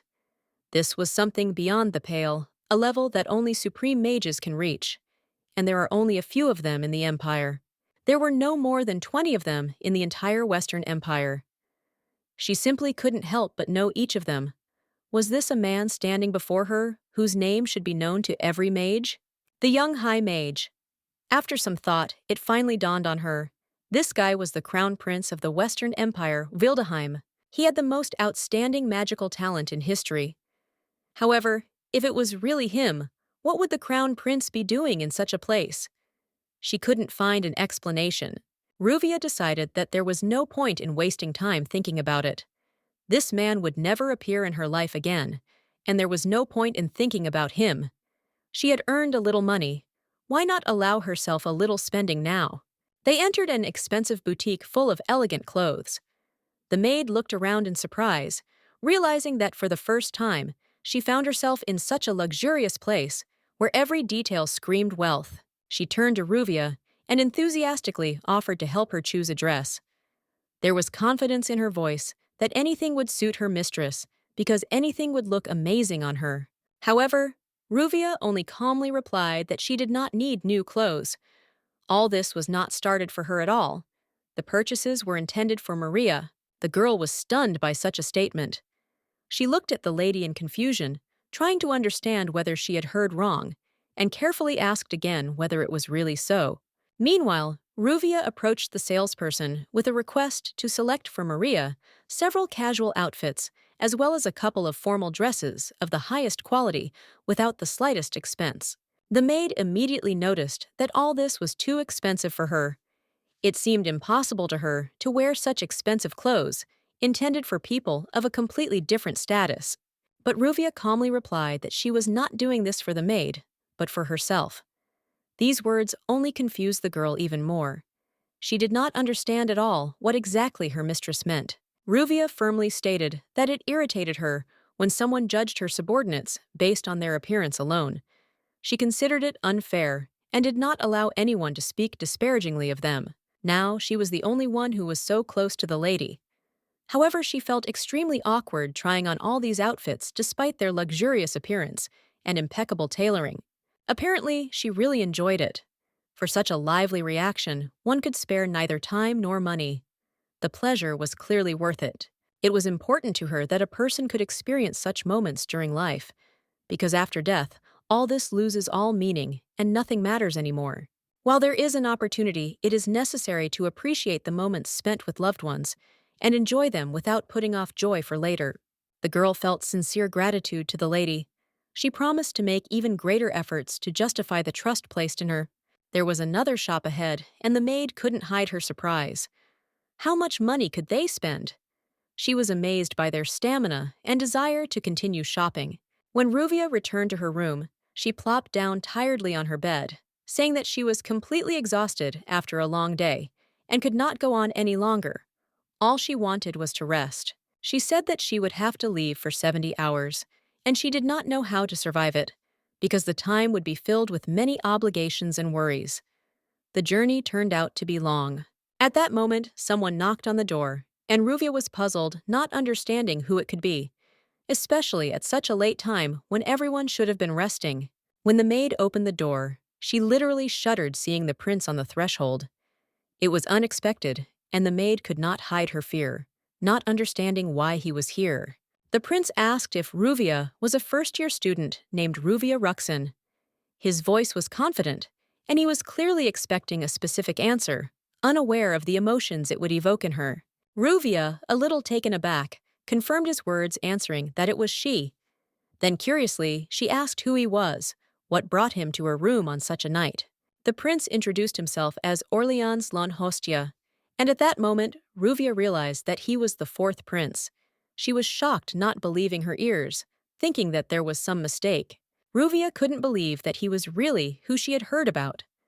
She could hardly resist asking him again if she had understood his idea correctly. The prince in turn bowed to her with respect. This was unexpected, and Ruvia, still not believing what was happening, bowed her head in response, also introducing herself with her full name. Ruvia couldn't understand what the prince was doing in her room. She didn't want to meet him, but despite that, he came here himself, violating her personal space. He apologized for the lateness of his visit, explaining that, as a village headman, he could not ignore his duties, and that he had an important matter to attend to that could not be delayed. The prince noted that she had managed to handle the situation well, but there had been reports that she had been seen gambling at a casino for a large sum. He could not ignore this fact. The prince reminded her that such behavior was an offense that would be punished. He said that she would be expected before a disciplinary committee tomorrow morning for an investigation, and without waiting for an answer, he abruptly slammed the door behind him and left, leaving Ruvia in complete confusion and even greater bewilderment, not knowing what to do. The maid asked anxiously what they would do now. The mistress, without losing her composure, replied that sometimes you just have to accept it because such situations happened. The maid was surprised by how indifferently the mistress reacted. This was the disciplinary committee, and she didn't seem to care. This behavior astounded the maid. The lady suggested that they simply go to bed. Marie, a little worried, reminded them that school had not even begun, and the punishment could be very strict and unpleasant. Ruvia, thinking, remembered that at least she had managed to spend money on necessary things. The problem was that she didn't know who could complain about her. Her main goal at the moment was to pass probation or get suspended from classes, which would give her the opportunity to do nothing legally. The headman said that the punishment would be for her to clean the floors in the classrooms. This was suggested as a measure aimed at correcting her behavior. The lady remarked that this punishment seemed too soft to her. She believed that something more serious and appropriate was needed for such actions.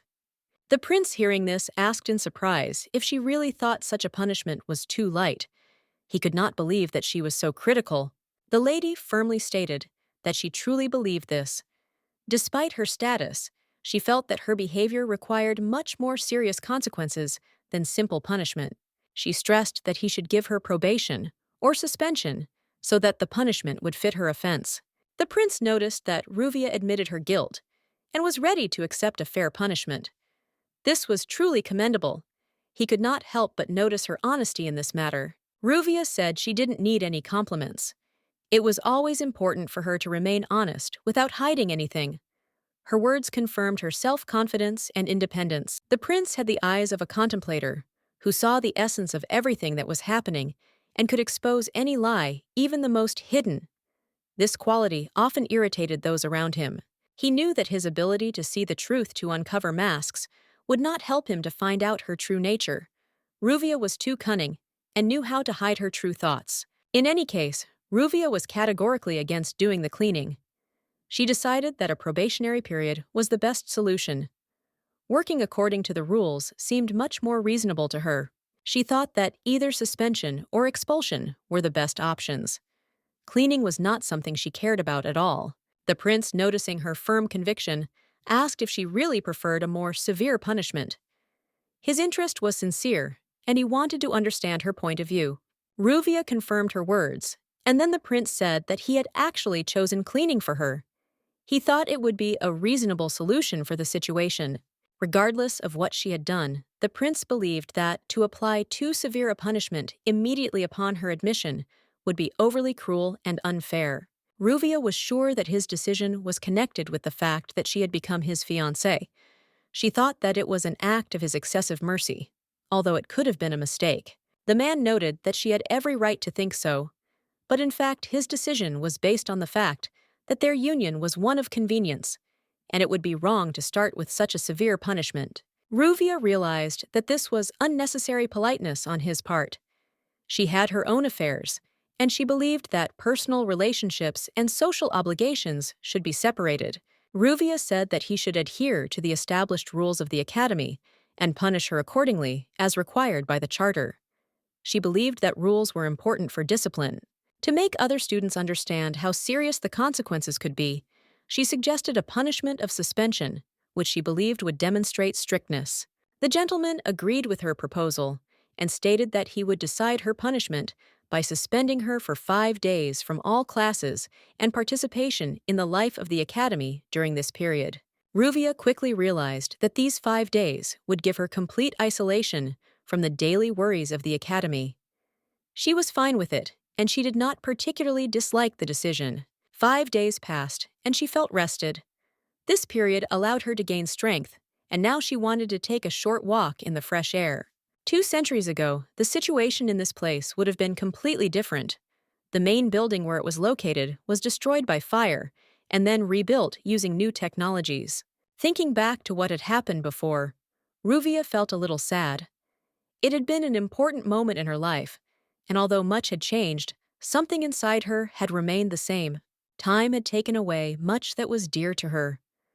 Only her soul remained filled with memories of the past, which she often carried in her thoughts, reflecting on the days gone by. It was natural, considering how many years had passed since then. Time leaves its mark, and she knew she had to learn to let go of what could never be returned. Suddenly, her attention was drawn to a stone standing nearby. Ruvia looked at it and thought that this stone held important memories from her past. The stone she remembered was indeed the same one on which the children had left their inscriptions when the building was being built. Those words and the memories of them came alive in her mind. Ruvia remembered how she had once angrily scolded her children for scratching the stone with a knife. But now looking back, she felt only nostalgia and regret for those times. All the children that Ruvia met in her past life had gone through incredible hardships.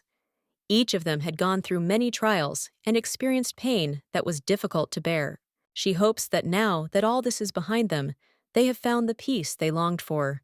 Perhaps they have found their inner strength and have finally been able to forget about their suffering. When she died, Ruvia's soul was immediately reborn in another body, that of a young girl. And less than a month passed before she regained life, starting over with a clean slate. Perhaps her death is now being actively discussed in the central part of the world because she was a famous person who left a noticeable mark. Her passing has undoubtedly become a topic of conversation. All those who tried to save her died one after another before her eyes. It was hard to see, especially when they left, despite their efforts and hopes. She thought they were fools because she herself had long since stopped wanting to live. Everything was so painful that the thought of continuing to fight was alien to her. Ruvia decided she had had enough. There was no point in replaying memories of her past life and constantly crying. Her soul had been demanding peace for a long time, and she herself was already tired of everything. She promised herself that she would have a good rest because she had worked so hard. Now it was time for a well-deserved rest and recuperation for a new chapter in her life. She noticed her, the girl who had fallen asleep under a tree, right under the tree where she had once rested. Everything seemed so familiar and at the same time new. Ruvia heard the master's voice asking her to sleep a little longer, noticing how tired she looked. He spoke calmly and caringly, as if he knew her condition. When she opened her eyes, she saw the same guy she had met at the casino standing in front of her. He was right there, his gaze as attentive as before. He noted that they were meeting again, smiled, and called her "lovely lady." It was unexpected, but there was a warmth in his words that made her feel important. Ruvia didn't say a word, but her silence spoke for itself. The man immediately realized that his appearance did not bring her any joy, but rather the opposite. She calmly noted that she had no particular desire to talk to those who were informing on her. There was no anger in her voice, but there was a cold undertone to her words. The man was surprised to the depths of his soul. He couldn't even immediately find what to say. So unexpected was this turn in the conversation for him. Then he decided to ask how she knew that it was he who had reported it. However, Ruvia calmly replied that she did not know for sure. She just guessed. Her words left the man stumped. He didn't know how to react. The meaning of her phrase eluded him, and his confusion only grew. Ruvia explained that she had simply said it as a guess, but judging by his reaction, it turned out that she had hit the nail on the head. It really was him. Now everything fit. His words in the casino, this meeting, the circumstances. Everything pointed to him. He was the prime suspect, even if he didn't realize it. The man noticed with a bitter smile that she had outplayed him again. However, he asked her not to jump to conclusions and not to think too badly of him. After all, he was her teacher, albeit a temporary one, and so he couldn't turn a blind eye to the students' violations. He told her everything only for her own good. A teacher who goes to a casino and cheats? It even sounded funny. Ruvia didn't continue the conversation. She thought it was time to go back to her room. If he had nothing more to add, she asked him to leave. She wanted to get some sleep, and his presence only interfered with her rest. The man sighed and said he was sorry. He was glad to see her again, even though she was as heartless as he had thought. She didn't even ask who he was. But Ruvia calmly replied that she didn't see the need for that. She already knew everything. Ruvia addressed the young man with respect, calling him not only Prince, but also by his name, which in itself was unexpected. There was no doubt or hesitation in her voice. Prince Weilheim froze astonished to the depths of his soul. He couldn't even immediately find what to say. So surprising was this address for him. Collecting his thoughts, he asked how long she had known his name. Or perhaps she was just guessing again, as she had done before playing with words. After all, who else possessing such a level of magic at such a young age could teach, if not him, the crown prince? This conclusion seemed to him the only logical one. The lady, however, simply smiled and greeted him with restraint, expressing her joy at their meeting. The guy noted to himself that she was not at all surprised by the fact that he was the crown prince. She in turn clarified why this moment should surprise her at all. For her, it was not something out of the ordinary, but rather a natural state of affairs. If their meeting had taken place a month earlier, these circumstances would have forced him to bow in return. But times are changing, and now everything is different. Ruvia had seen a lot in her long life. Such things could no longer truly surprise her. They all seemed trivial to her, compared to what she had experienced. Despite this unexpected meeting, she made it clear that she had business to attend to. Ruvia noted that she was undoubtedly flattered, but had to leave him not wanting to waste time on idle talk. She was irritated by his persistent attentions and found conversation with him completely uninteresting. She frankly stated that she would prefer that he simply leave her alone. However, as soon as she turned around, her ears caught an unexpected sound. The prince laughed. This made her turn around and look at him with slight bewilderment. The young man, without hiding his smile, noted that he had never met such an interesting and unusual person before. There was something special about her, unlike the others. Ruvia only chuckled at the words, and without false modesty, noted that she was well aware of her attractiveness. However, looking at her interlocutor, she warned, falling in love with her was not the best idea. The crown prince did not remove the smile from his face, and slightly bowing his head, asked her why she thought so. There was obvious interest in his voice, as if he expected to hear something unexpected. The lady only frowned, not understanding what he was getting at. It all seemed strange to her, even absurd. What was this man even talking about? The prince, not paying attention to her bewilderment, noticed that she really did have incredible charm. And in his opinion, it was simply impossible to avoid falling in love with such a woman. Perhaps he had already begun to have special feelings for her. However, Ruvia, raising an eyebrow slightly, replied that the prince was not at all good at joking. But the man immediately assured her that he was absolutely serious. There was not a trace of mockery in his voice, and this only increased her wariness. Ruvia froze and said nothing more. She didn't know how to react. The words had thrown her off balance, and for the first time in a long time, she had no answer. The prince suddenly decided it was time for him to leave. He admitted that it was not the best time to visit, but before he left, he wanted to give her a special gift, and as if by chance, he added that Ruvia was the first one who could interest him so much. A mysterious light flashed in his eyes. Then, without waiting for her reaction, he used magic. Ruvia immediately understood what he was doing. She had encountered similar spells before. Normal extraction magic takes everything in an object, leaving an empty shell. But his technique was different. He only took the pollen from her clothes. Such precision in managing magic was astonishing. It was truly amazing because even among magicians, such skill was extremely rare. He was called the Great Master of the Magic Tower, the Mage of the Black Constellation. And now Ruvia understood why. When he had finished his task, he calmly said that that was all. There was no doubt in his voice. He knew he had done the right thing, and he hoped that it had helped her. Before he disappeared, he promised that their meeting would not be the last. And for some reason, Ruvia had no doubt that this was true.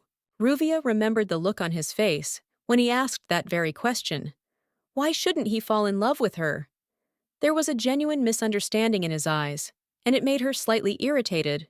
Then she thought that he was too intrusive, and it was tiring her out more and more. His constant questions, close attention, and incessant attempts to get closer were a heavy burden for her.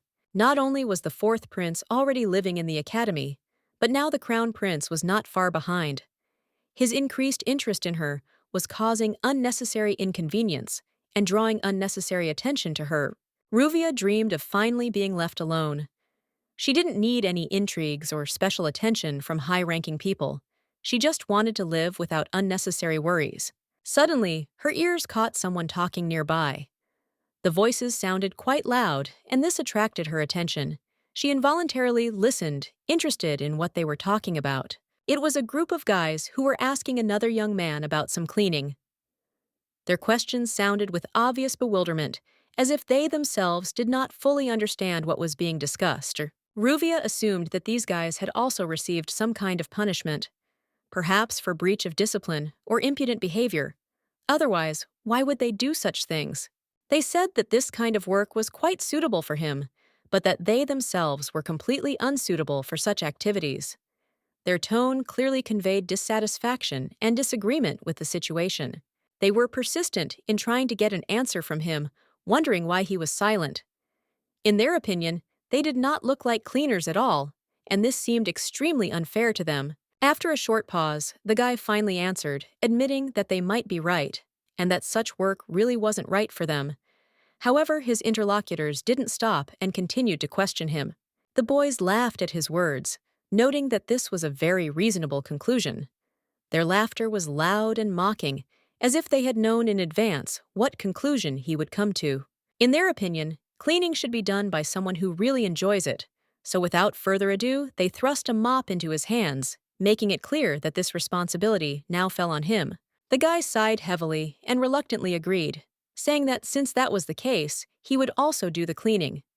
However, his voice clearly showed dissatisfaction with what was happening. When he paused for a moment, the boys immediately raised their voices, demanding that he answer. Their tone was becoming increasingly irritated, and they were not going to leave him alone. He looked down, knowing he had no choice. There was already a bruise on his face, reminding him that there was no point in arguing with them. The lady came up behind her, and trying to speak calmly, asked if she was disturbing their conversation. Her voice was soft, but there was a note of curiosity in it, and her eyes were attentive. The boys turned around at once to see who had addressed them, and when they saw the girl, they froze in place. In front of them stood Princess Ruvia, Ruxin herself, an aristocrat who was impossible not to recognize. Realizing who they were dealing with, the young men immediately bowed their heads in respect. They greeted the lady politely, emphasizing her title, and then quickly introduced themselves, stating not only their names, but also the year they were studying. The lady looked at them carefully and asked in a reserved tone what was going on. She knew that both boys did not belong to noble families and could not boast of prestigious origins, but the situation still raised questions. The young men hastened to assure her that nothing unusual was happening. They were just doing their job and did not want her to worry about trifles. They had nothing to hide, and therefore there was no need to attach unnecessary importance to this conversation. However, the lady was not in the mood to leave things as they were. She took a deep breath, realizing that if she just left now, she would think about it for a long time.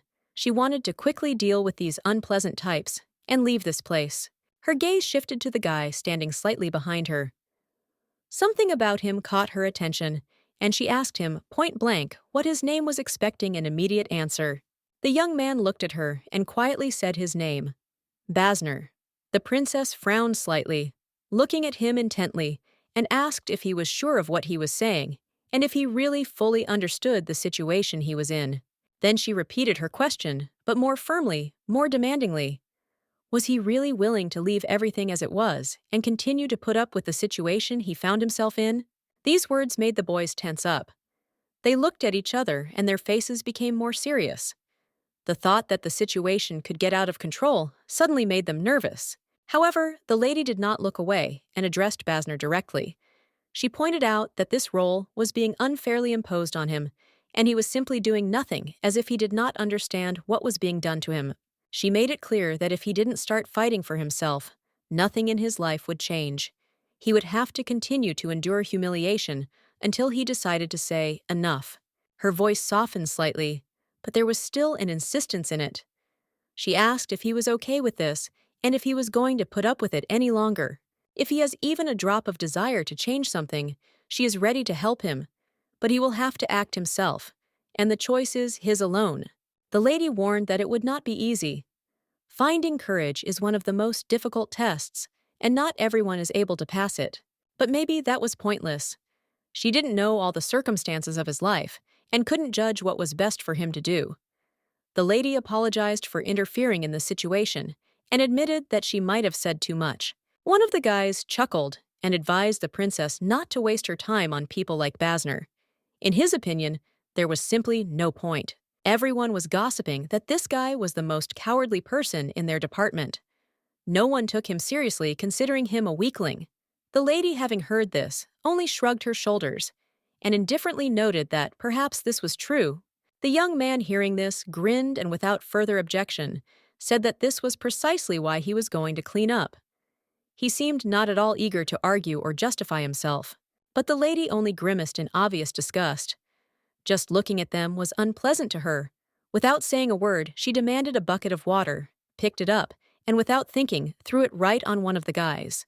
The young man, drenched in water, stood frozen in shock, his face showing complete shock.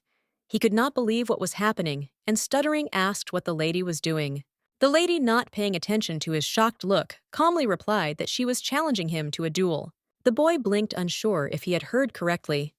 His confusion amused the lady, and she repeated the question with a hint of mockery. Did he really have problems with his hearing? She really was challenging them to a duel. Then, narrowing her eyes, she asked if they wanted to know why. The answer was simple. She just didn't like their faces. The boys were dumbfounded when they heard this. They looked at each other, but no one knew how to react to it. The lady continued in the same tone. In her opinion, cleaning would suit them much better than the boy they were making fun of.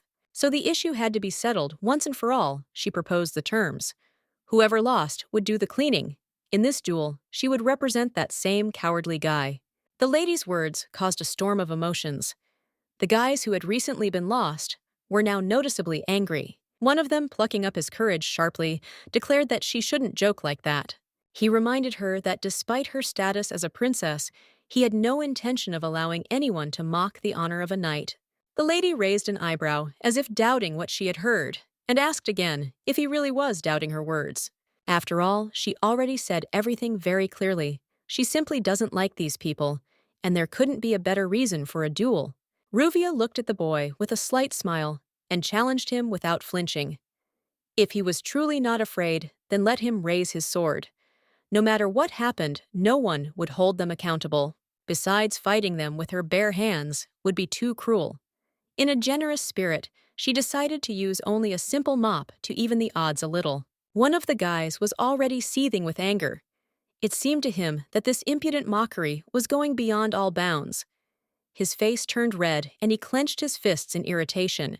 Ruvia looked at him carefully and offered another condition. If they were in doubt, let them attack together. She would acknowledge their victory if they even touched the hem of her robe. The insulted guy couldn't stand it and rushed at her with a scream, waving his sword. He was sure that he would make her regret the words she had said. But his efforts were in vain. Ruvia dodged it with lightning speed. Without even putting in much effort, her movements were light and precise. She chuckled and noted that he should have taken a real sword if he expected even the slightest chance of hitting her. Then, using the mop, she deftly parried his attack, causing the opponent to lose his balance. He lost his footing and flew off to the side with a loud noise. Her fighting style was precise and minimalistic. She always acted ahead of the curve, attacking quickly and economically, without unnecessary movements. The next moment, she not only seized the initiative, but also dealt him a sharp blow to the head, not allowing him to come to his senses. The only thing that slightly upset Ruvia was the pain in her arm. She had to apply too much force, and now her joints ached unpleasantly. However, the boy was not going to give up so easily. He tried to strike back, but Ruvia easily parried the attack and hit him again with the mop. He fell again, and Ruvia noticed that she had already told her companions that they could attack together. It was a clear reminder, as their strength clearly left much to be desired. Ruvia's body was weakened, and she had difficulty wielding an iron sword. However, despite her physical weakness, her martial arts skills allowed her to remain at her best in combat. Even if the opponents are 10 times stronger, her knowledge of combat techniques will give her an advantage. One precise strike, and she will be able to defeat them without losing control. If her opponents didn't have magic, they wouldn't be able to defeat her. Ruvia understood this, and was prepared for any surprises, confident in her skills. One of the boys grabbed his sword and declared that he wasn't done yet. However, Ruvia only laughed, surprised to see that they dared to act so provocatively. The boys, irritated by her laughter, shouted at her to shut up and tried to attack her.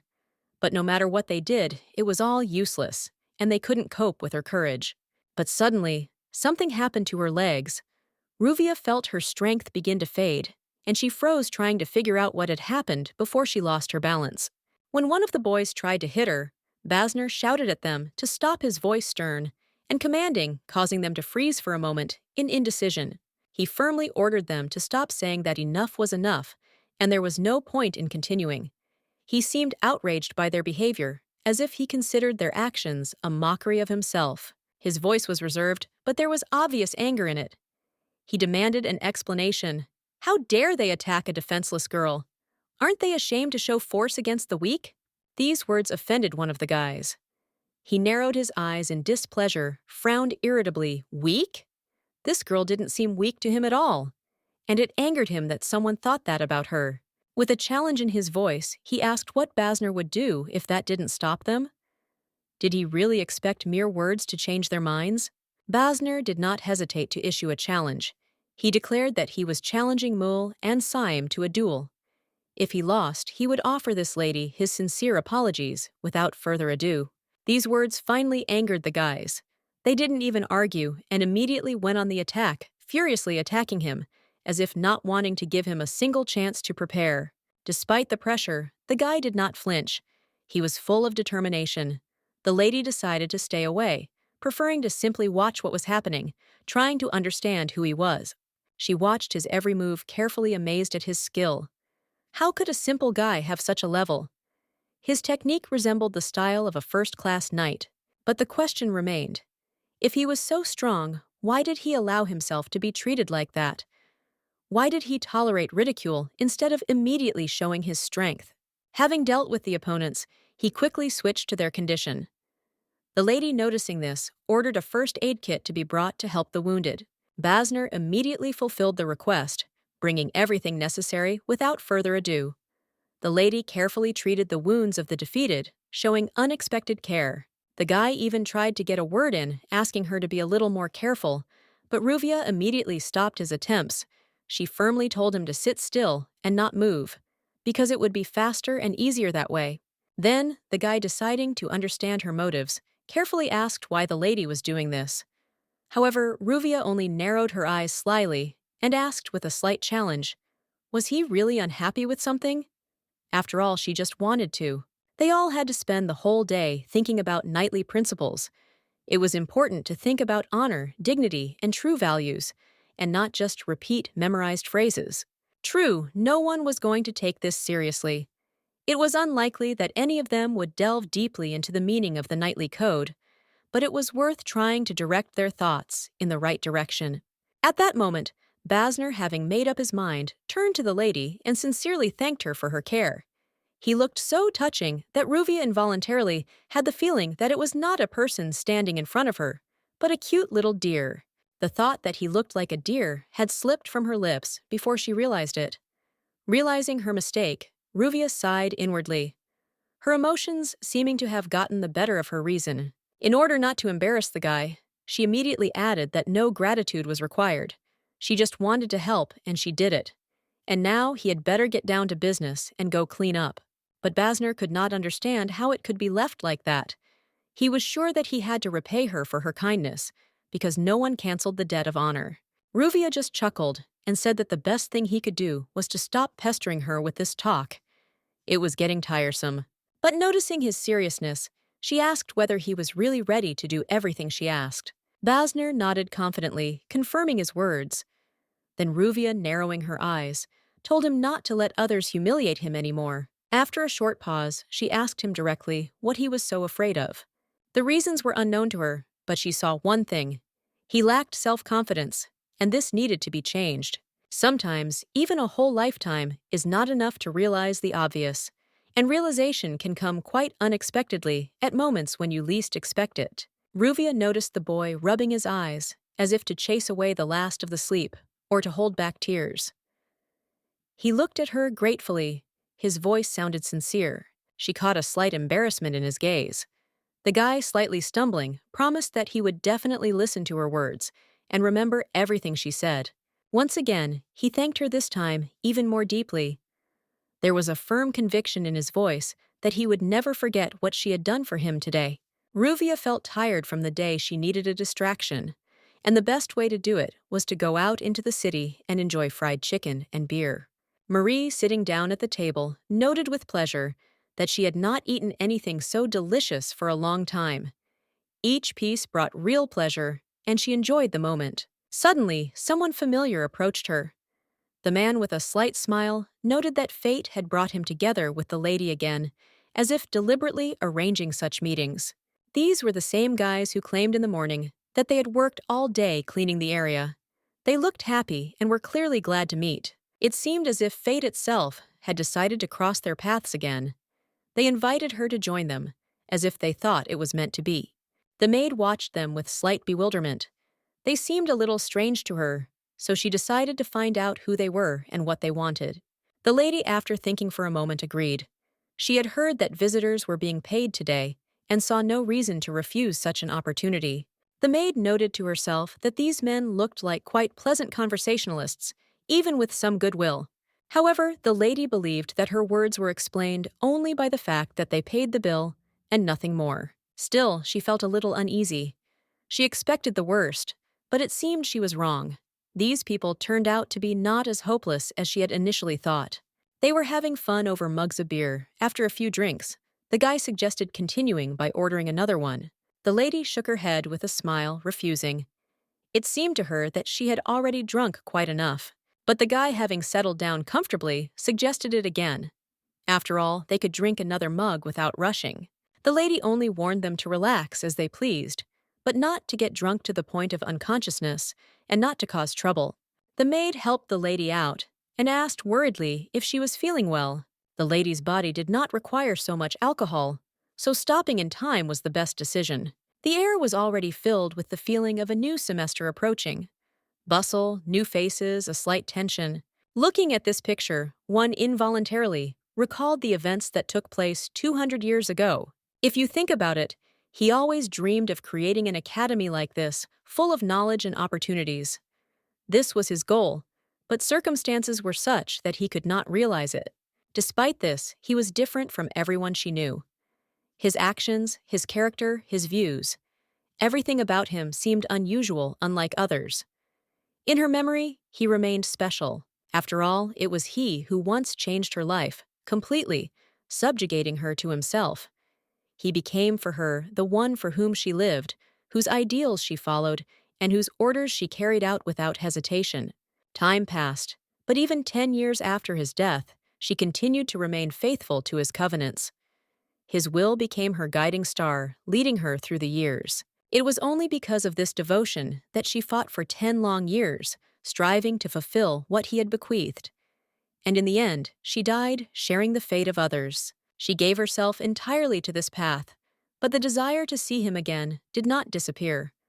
However, it was time to leave the past.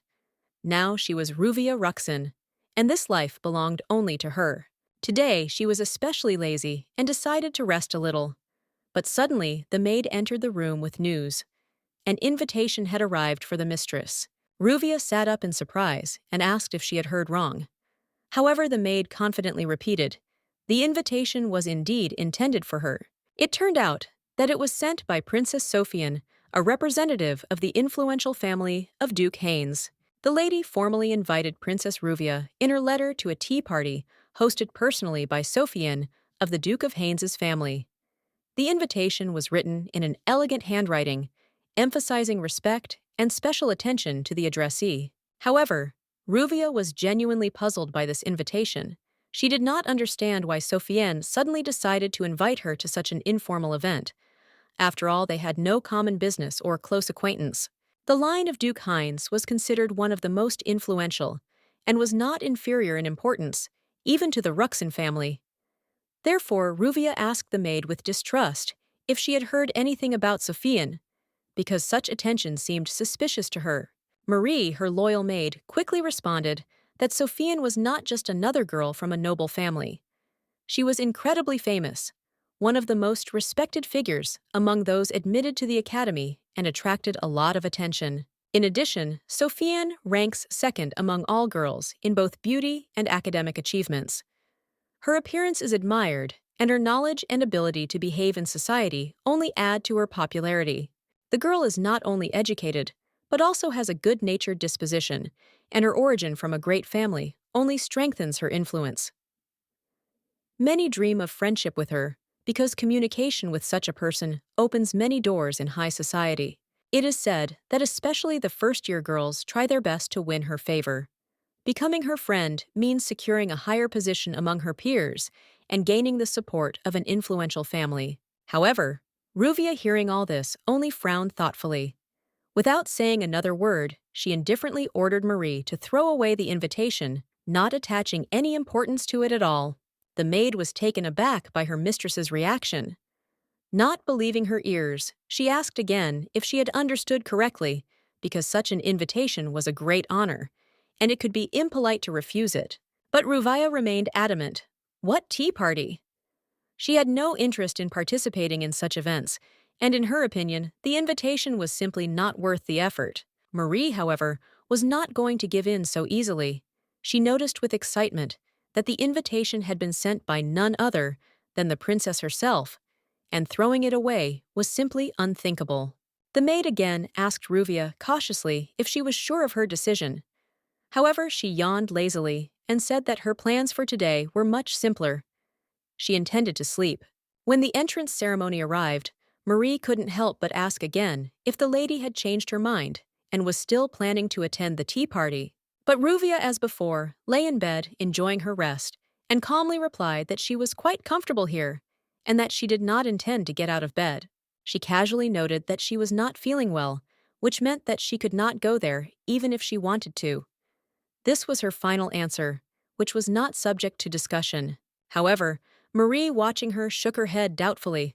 Her mistress looked absolutely healthy, and there was clearly no reason for refusal.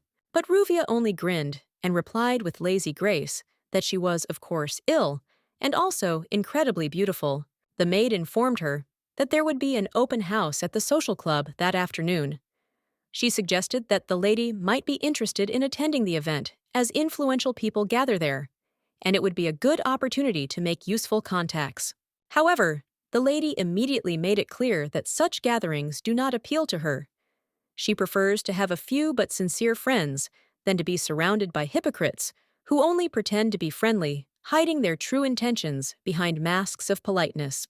The maid was noticeably upset because her mistress not only avoided social events, but did not even attend classes. She wanted to say something, but at that moment, there was an unexpected knock on the door, interrupting their conversation. The lady did not get up from her place, and without changing her expression, ordered the maid to look who had come. Marie, clearly displeased with the sudden visit, reluctantly headed for the door, sighing irritably on the way. An elegant woman with golden hair stood at the door. She introduced herself with dignity and said that she had been sent by House Haynes.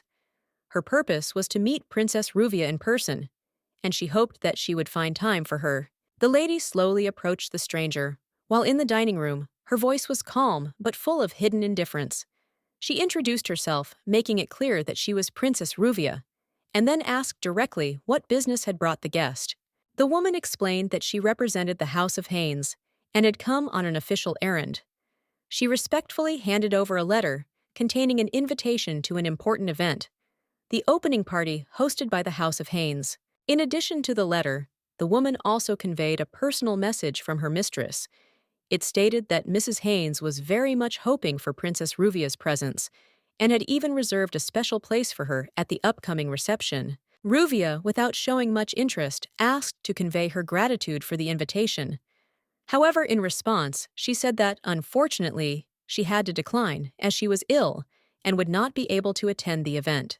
The woman from House Haynes fell to her knees in horror at the refusal, her voice filled with desperation, as she pleaded that Princess Sophie had ordered her to gain Ruvia's consent at any cost. Ruvia looked at the woman carefully and noticed that she was shaking, and there were tears in her eyes. She decided to check if she would really be punished if the invitation was not accepted. Judging by her reaction, her guess was correct. In response, the maid confirmed with a pleading voice that if Ruvia refused, her mistress would be angry and this would threaten her with severe punishment. At that moment, Ruvia realized that behind this invitation was none other than Princess Sophie, known for her treacherous character. She glanced at Marie and mockingly asked her if she had said that Princess Sophie had a good-natured nature. It was now obvious that things were quite different, and this meeting could cause her more trouble than it could help. The maid remarked that she had heard other servants say that her mistress was noble and gentle. To this Ruvia responded with a slight smile that she was kindness itself, if that was how it seemed from the outside. Then she calmly said that she understood everything and asked to tell the princess that she would definitely come. There was no surprise or doubt in her voice, as if this was the most ordinary thing. The maid immediately began to bow low, expressing her sincere gratitude for her mistress's acceptance of the invitation. There was obvious joy and relief in her voice. Having calmed down a little, the maid carefully asked Ruvia what to do now, since this invitation could have consequences. Her gaze betrayed her anxiety. Ruvia only calmly replied that now they had no other choice but to go and see what kind of celebration the princess had planned. There was a slight interest in her words. The maid, a little surprised, asked if the mistress understood that this was not in fact an ordinary reception, but an invitation to a duel in the Swedish circle, where the rules were far from simple. This is a place where true predators hide behind the mask of refined smiles and elegant speeches. Here every step requires caution, because an attack can follow at any moment. However, Ruvia only replied with a grin that she was even curious to see how cute the princess would be in such a dangerous environment. There was a slight mockery in her voice. The maid asked again if the mistress was sure it was a good idea to go there. There was doubt in her tone because the event could be dangerous. Ruvia, without a shadow of hesitation, assured that she was absolutely sure. Then suddenly, changing the subject, she asked the maid if she really thought she was ugly. Maria, slightly embarrassed, replied that the lady was of course beautiful in her own way, but in this society many pay great attention to appearance and clothing. Princess Sophien's final dress, which she wears at the academy, is noticeably different from the others. It is much more richly decorated. Its fabric is expensive, and the embroidery is fine and exquisite. In comparison, even the lady's outfit seems modest. Ruvia, looking at the maid's efforts, just shook her head. She calmly said that this was just a normal meeting, and there was no need to dress up excessively. The most important thing was the inner world of a person, not external showiness. After all the preparations, they went to the party. The carriage quickly took them to the place. The journey took very little time, and soon they were already standing in front of the entrance, ready to go inside. They were met by a butler, who greeted the guests politely. He immediately showed the way the princess should take to get to the main hall, where the guests were already gathering. As Ruvia entered, her gaze swept across the room filled with noble ladies. Among them, she noticed a girl with pink hair. Apparently, almost all the influential people of the academy were gathered here. This meeting confirmed her suspicions. The red-haired girl standing among the guests was Princess Sophien. Now Ruvia had no doubts about her identity. She had already assumed that the princess would appear here, but now seeing her only confirmed her thoughts. Everything was logical, and the meeting was inevitable. Coming closer, Ruvia politely introduced herself, noting that she was pleased to meet Princess Ruxin. She followed all the rules of etiquette, demonstrating respect. The lady also introduced herself in response. The red-haired princess smiled and remarked that she had long wanted to establish friendly relations with Ruvia, but had never had the opportunity until now. But now, finally, she had such an opportunity, and she was sincerely glad about it. In response, Ruvia thanked him for the invitation, expressing her gratitude for the honor.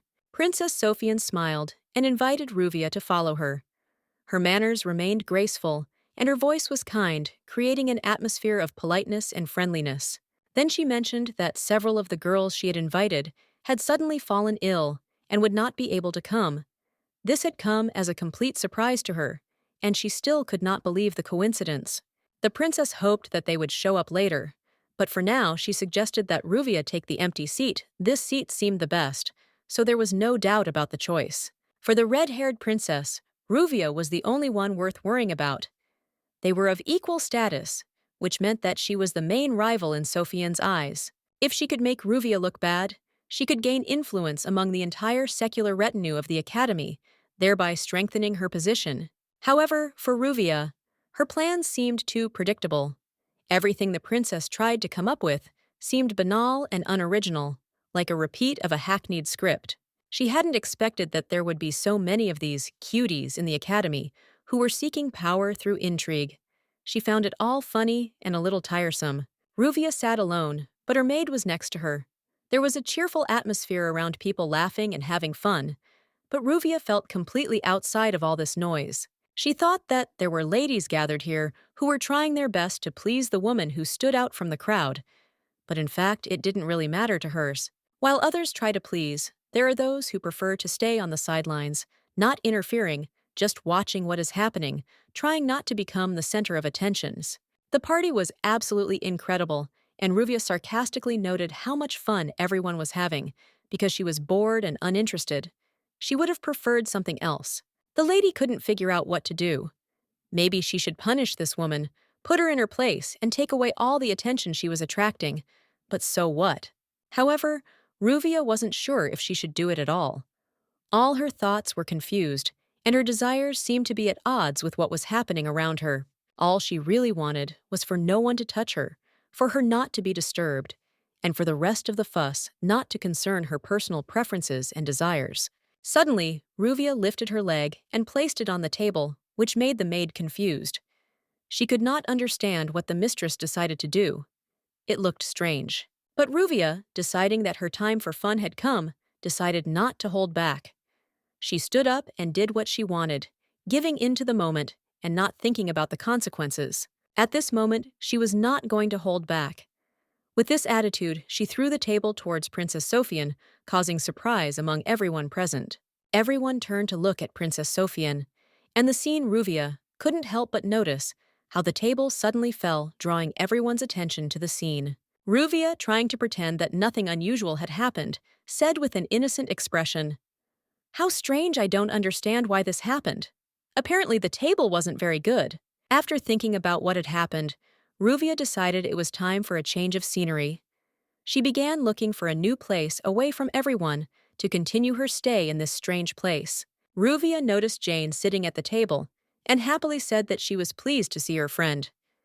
She smiled as she came closer and looked at the girl with respect. However, Jane got very angry. She sharply objected that her name was not Jane, but Jeanette. The girl was unhappy and did not understand why Ruvia called her that. Ruvia, without losing her good mood, noted that she was still very pleased to see Janet. She was not offended by such behavior and was in a friendly mood. Janet tried to explain that Tanya should come to her, but Ruvia asked her to say it again, emphasizing that she had not quite understood her request. All this was with a smile. Ruvia pinned Janet's legs with a chair, asking her again if she really didn't want the mistress to come. She also clarified that if she had anything to say to Ruvia, let her say it. After that, Janet immediately corrected herself. She admitted her mistake and said that Ruvia could sit next to her. The girl was glad to see her again and offered her a seat with a smile. Ruvia, curious about what her companion was drinking, asked what she had chosen. Janet replied that it was white tea and explained why she liked it. Ruvia noticed that it was probably the cream cake that was offered to her. Janet liked such sweets, but Ruvia thought that it was too bland and not tasty. Princess Sofian's face was filled with displeasure. She couldn't hide her displeasure and asked Ruvia what she was doing at this event. Ruvia told the princess that since it was her party, she should point out that such a tasteless cake should not be served to guests. It was important for the atmosphere. Ruvia expressed doubt, asking if the princess would say that she was wrong in her remark. She waited for Sofian to give her some kind of response to her comment. Sofian didn't hesitate and quickly stood up, demanding that Ruvia stop such remarks. She was clearly ready to defend her taste preferences. But it was too late. Ruvia grabbed the cake and threw it on the floor. It was a flamboyant gesture that stunned everyone at the party. Everyone in the room was shocked. The cake had broken into pieces, and Ruvia noted with regret that this was really unfortunate. Everything ended up on the floor again. Ruvia noted that under these circumstances, continuing the tea party would not be the best idea. The situation was clearly not conducive to continuing it. It's a pity that the lady thought that Sofian was probably enjoying what was happening.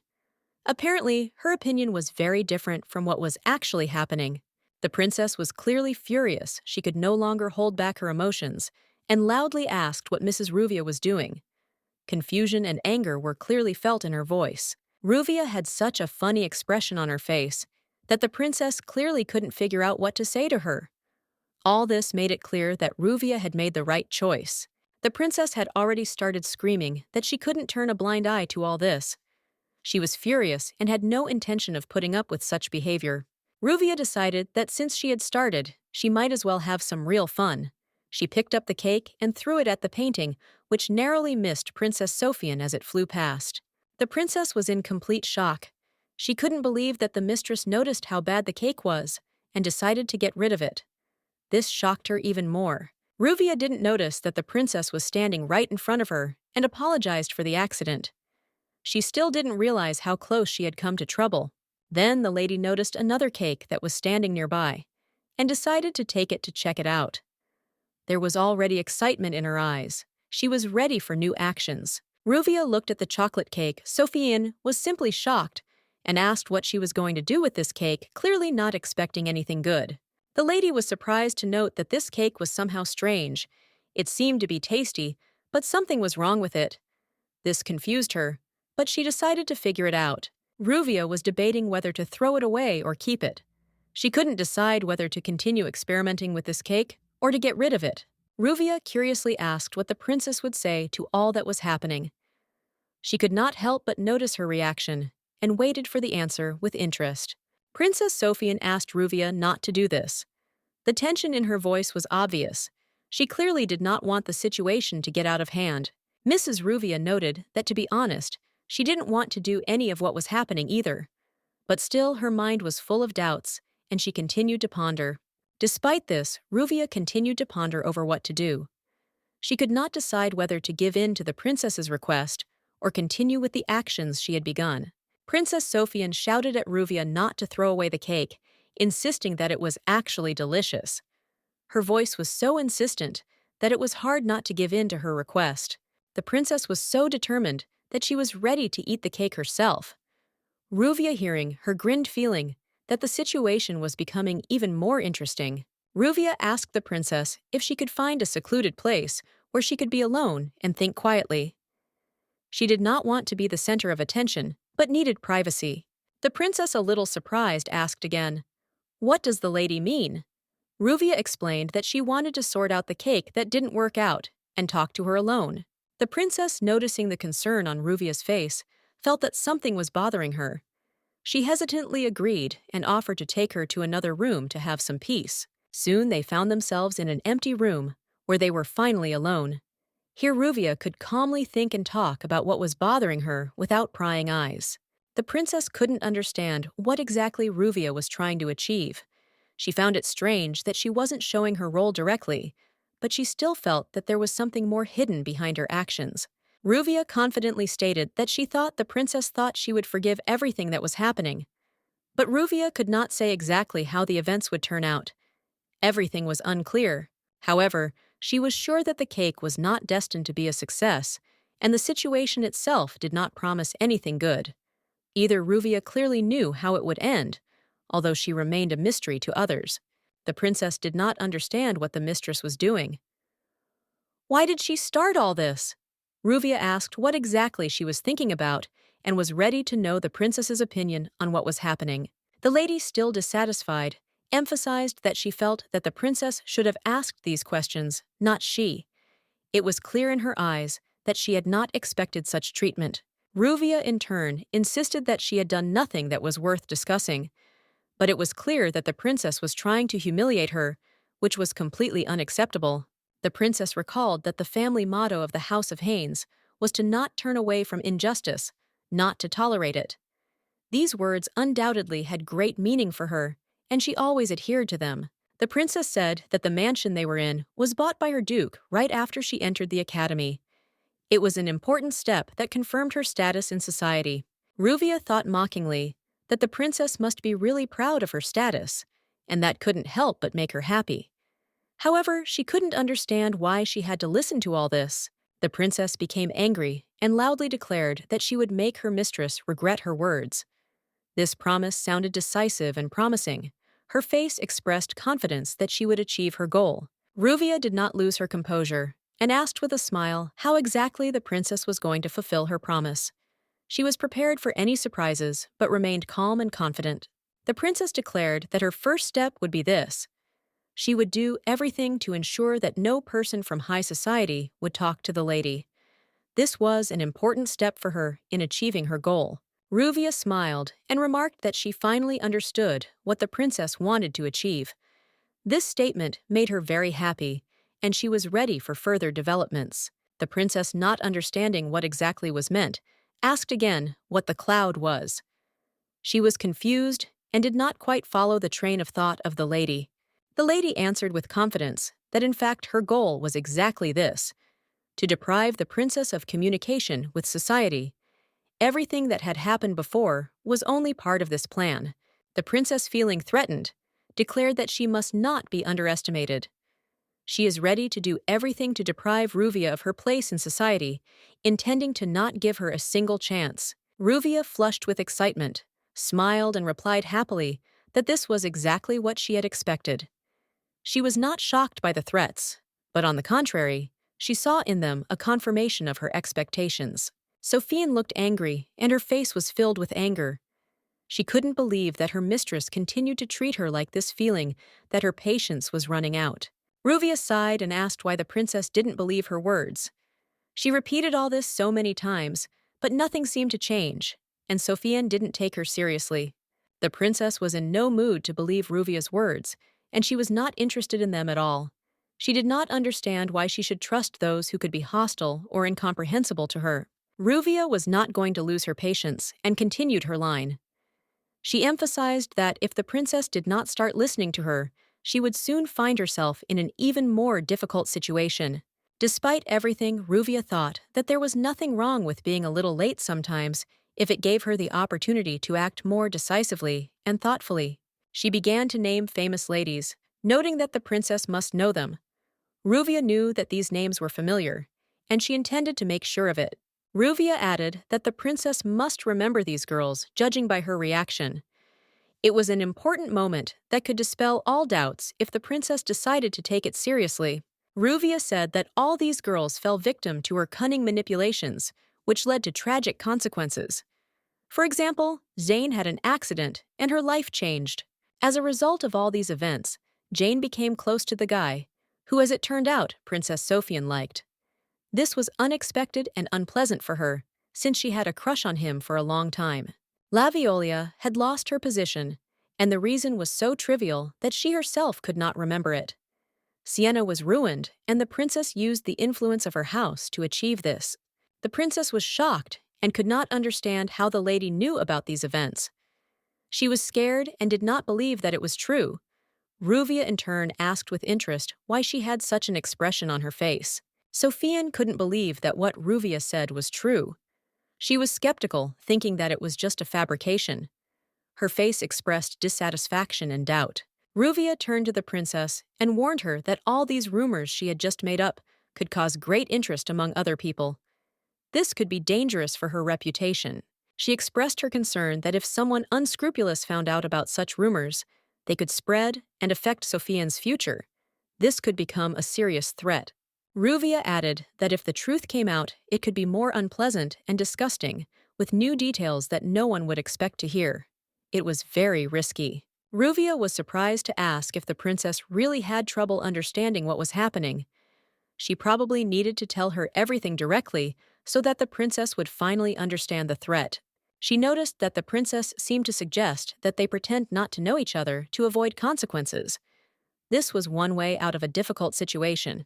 Ruvia assured the princess that if she did as she suggested, Sofiane would remain in her place as the queen of society without being exposed to unnecessary dangers. Ruvia added with a smile that she would be like a sloth enjoying life calmly. This suited her. She did not worry about the consequences, believing that everything would work out. She declared that the mistress must now leave and the princess in turn must think carefully about her words. This was the last warning, and much depended on it. Ruvia slammed the door without turning around. The princess was left completely confused, not understanding what was going on and what she should do with this situation. Hearing the princess's scream, Ruvia calmly walked away, slightly overdoing it in her actions.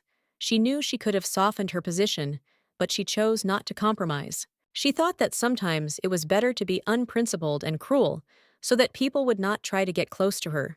It helped to keep them at a distance and remain above suspicion. Ruvia was sure that the money spent on all this was worth it. Now she finally found peace, as all her actions and decisions led to the desired result. Before the tea party, the lady decided to do some digging into the past and turned to the guild, which had a huge amount of information. She was ready to learn everything. She spent almost all her money to buy information about Princess Sophian. She needed this information to protect herself and understand what was happening around her. The lady was almost certain that her decisions were correct. She understood perfectly well that she had acted preemptively so as not to put herself at risk. Snowflake reported that a new invitation had arrived. The invitation stated that in 3 days there would be a celebratory banquet for the freshmen organized in honor of Mrs. Ruvia, and her presence was mandatory. As soon as Ruvia got rid of one problem, new difficulties appeared again.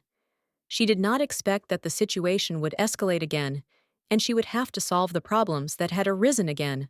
The letter clearly stated that the banquet was dedicated to the first-year students, and the presence of the lady was mandatory.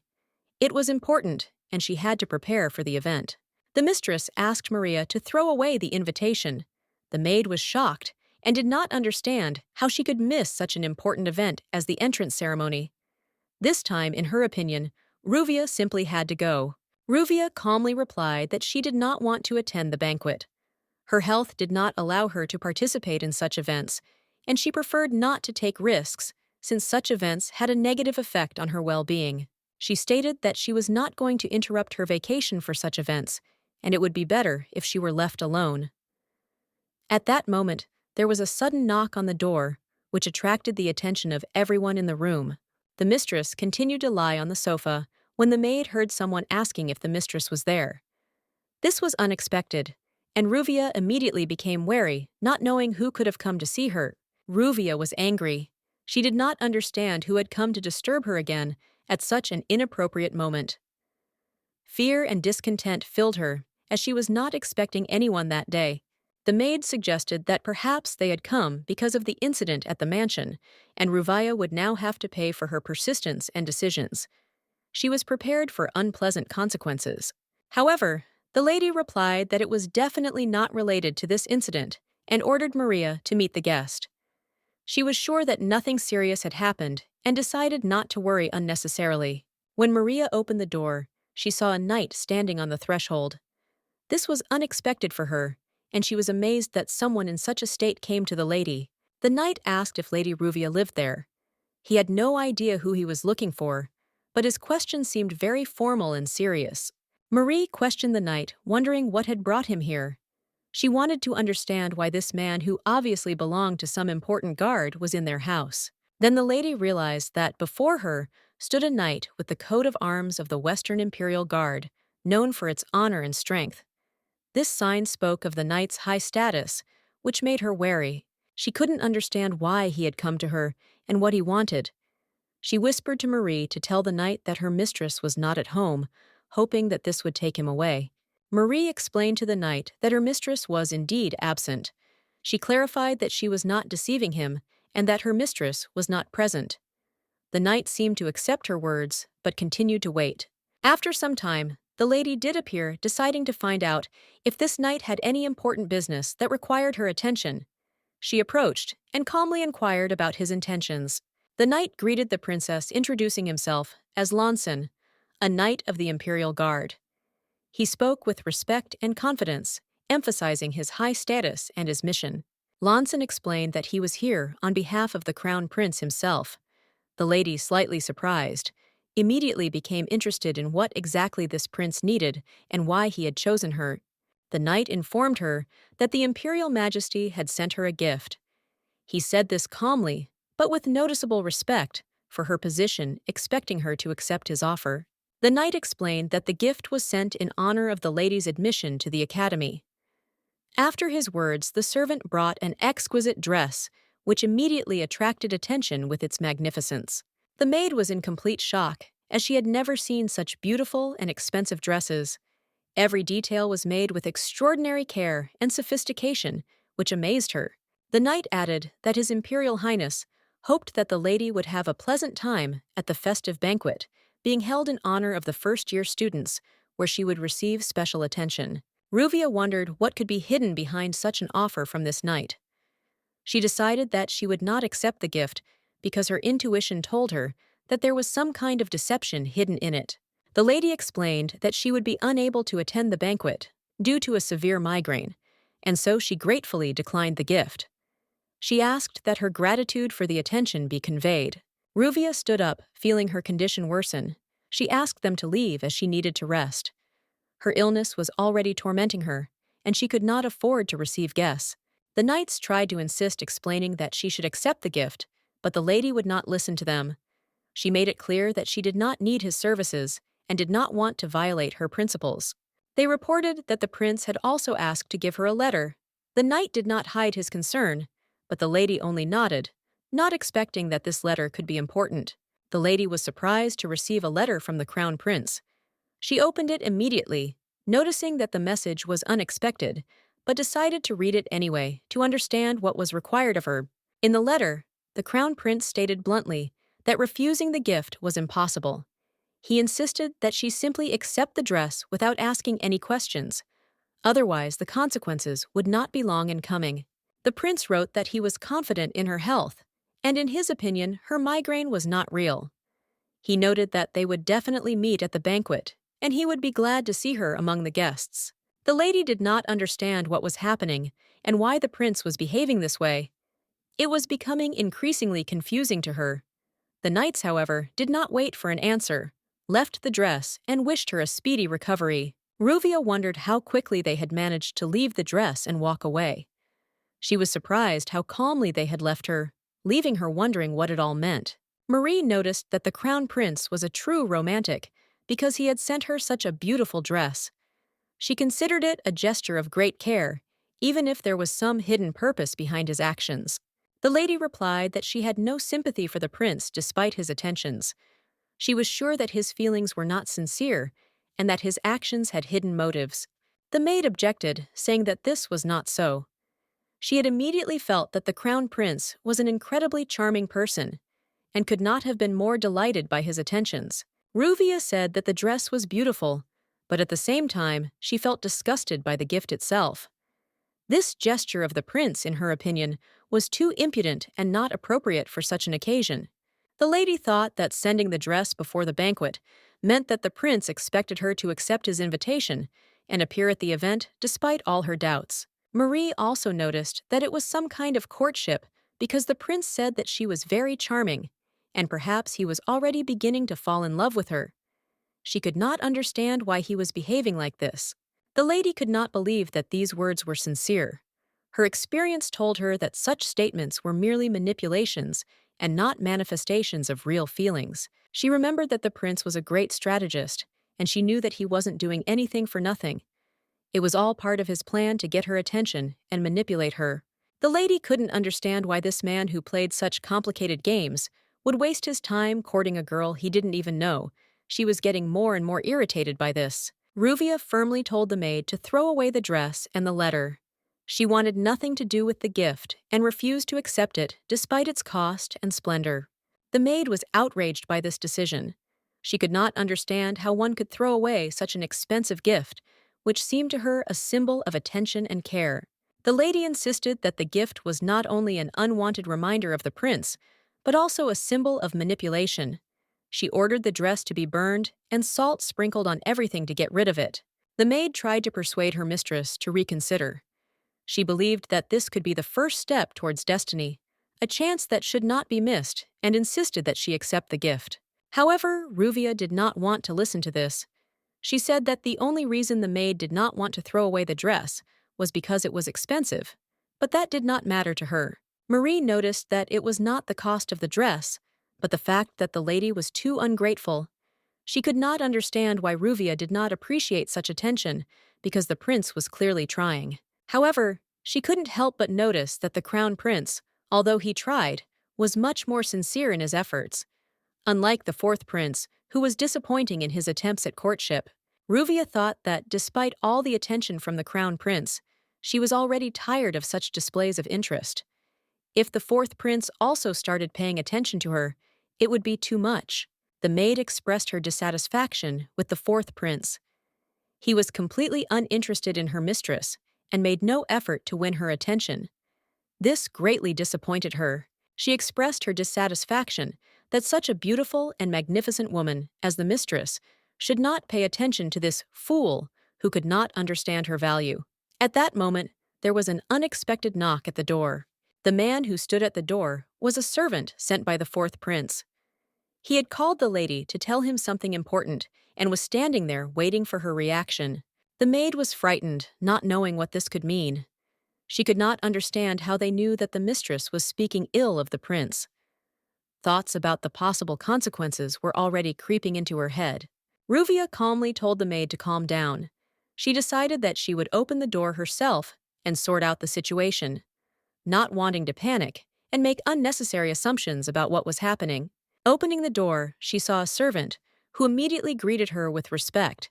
He politely waited for the mistress to listen to him and perhaps answer his requests. Ruvia asked him what he needed and immediately made it clear that she was ready to listen to what had happened. She was ready to understand the situation, to take her time making decisions so as not to make a mistake. The man said that the fourth prince had sent her a gift. He explained that it was a sign of respect for her admission to the academy and that it was time for him to leave. The maid immediately understood what kind of gift it was, because she saw a silhouette that immediately gave away its origin. She felt that the situation with this gift was not without hidden purposes. The man added that the prince wished her a good rest. The wish was polite, but it could not hide his true goal, to attract the lady's attention to himself. The lady sighed, and Marie was simply delighted. She already knew that the prince could not leave her without attention, and was ready to do everything to prove his attention and care. Marie was sure that the fourth prince was the best among them all. His actions, although strange, were an indication of his interest, and she admired his determination. Ruvia couldn't understand what was wrong with them. Why did both princes, each in their own way, send her such dresses at the same time? It seemed too strange and not random. She understood that the crown prince, although he tried, was still more sincere. The fourth, in her opinion, did not show real interest in her, and now only reminded her of himself. It seems he decided to remind her that he is her fiancé after all. Before that he acted as if he was not interested in her at all, and now, with such a gesture, he is trying to draw her attention. Ruvia assumed that he might be acting this way because of the attention the middle prince was now showing. But regardless of the reasons, she decided that she would not participate in this strange triangle. The mistress ordered the maid to burn both dresses, wanting nothing to do with them. She was sure that this was the best solution to put an end to this attention. The maid tried to object, saying that the mistress was going to a banquet, and these dresses could be useful to her. But Ruvia was adamant her decision was not subject to doubt. The maid could not understand how such expensive gifts from princes could be thrown away. It was too wasteful, and she could not accept such cruelty towards things of such a level. The lady agreed that throwing away the dresses would be too stupid. She decided that it would be best to burn them to forget about the gifts and to end this stage of her life. Ruvia decided that she could make a profit out of these dresses. She knew she wouldn't wear them, but she could use them as a means to improve her financial situation. She decided to sell both dresses and got $4,000 for both. This was exactly the amount she expected, because the items were really high quality with impeccable execution. The money could have been spent on essential household expenses, and Ruvia felt she had made the right choice. Maria was shocked to learn that she had received such a sum for 2 dresses. The lady asked again if she was really sure she should sell them. She was looking for confirmation of her decision to make sure it was the right move in this situation. Marie didn't understand what the mistress was talking about and was a little embarrassed. She couldn't understand whether the mistress was making fun of her or was really going to do something so strange with the gifts. After that, they went to lunch, and the maid, although she could not fully understand what had happened, still noted that this was not the worst option that could have been chosen in such a situation. She noticed that in many popular novels, the main character often declines gifts as if to demonstrate her independence and integrity. This added interest to her image.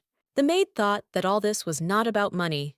For the mistress, it was simply a way to find the perfect meeting with love, as it often happened in the books she read. Even without reading such novels, the mistress intuitively acted like their heroines, Everything she did seemed carefully thought out, and the maid thought that the mistress was a real genius. Marie noted that steak is indeed delicious at any time of day, regardless of whether it is morning or evening, and could well be an excellent addition to any meal. She also noticed that it seemed that someone was already waiting at the door for the lady. Someone was persistently ready and seemed to have been expecting her appearance for quite some time. As they came closer, the maid whispered that there was probably some attractive young man standing behind the door who had attracted her attention with his appearance. The lady immediately realized that this was the same guy she had once called Little Dear. He was unnoticeable, but left some trace in her memory. Although she couldn't remember his name, the guy was the first one to introduce himself, which left her with a pretty clear impression of his mannerisms. It turned out to be Basner, and he greeted the lady with a sincere smile, asking how she was feeling and how her time had gone, whether she had had any problems. The lady, smiling, replied that everything was fine with her, but immediately asked what exactly had brought him to this moment, what he wanted to tell her or convey. She noticed that his aura had changed, and he said with confidence that he had come to thank her for the incident that had become significant and important to him. Although she knew she should say that she shouldn't be thanked, she felt that it was hard for her to say the words. Something was preventing her from fully expressing her thoughts. Sighing, she said that she really just wanted to help, and did so he shouldn't worry or be too concerned about the situation. The guy, despite her words, still insisted that it was very important to him. And although she claimed that there was no need to worry, it was a difficult situation for him. He wanted to do something worthy that could properly thank her for her help and kindness, assuring her that his intentions were sincere. The lady, interested, agreed and asked what he had come up with, what exactly he had decided to do to express his gratitude and show his appreciation. The boy turned to the man next to him and told them to bring what he had prepared for her. He looked confident and excited about the surprise. Soon they saw a familiar silhouette, which the maid immediately recognized. It was a dress, most likely a banquet dress, which clearly indicated that some kind of event was being prepared.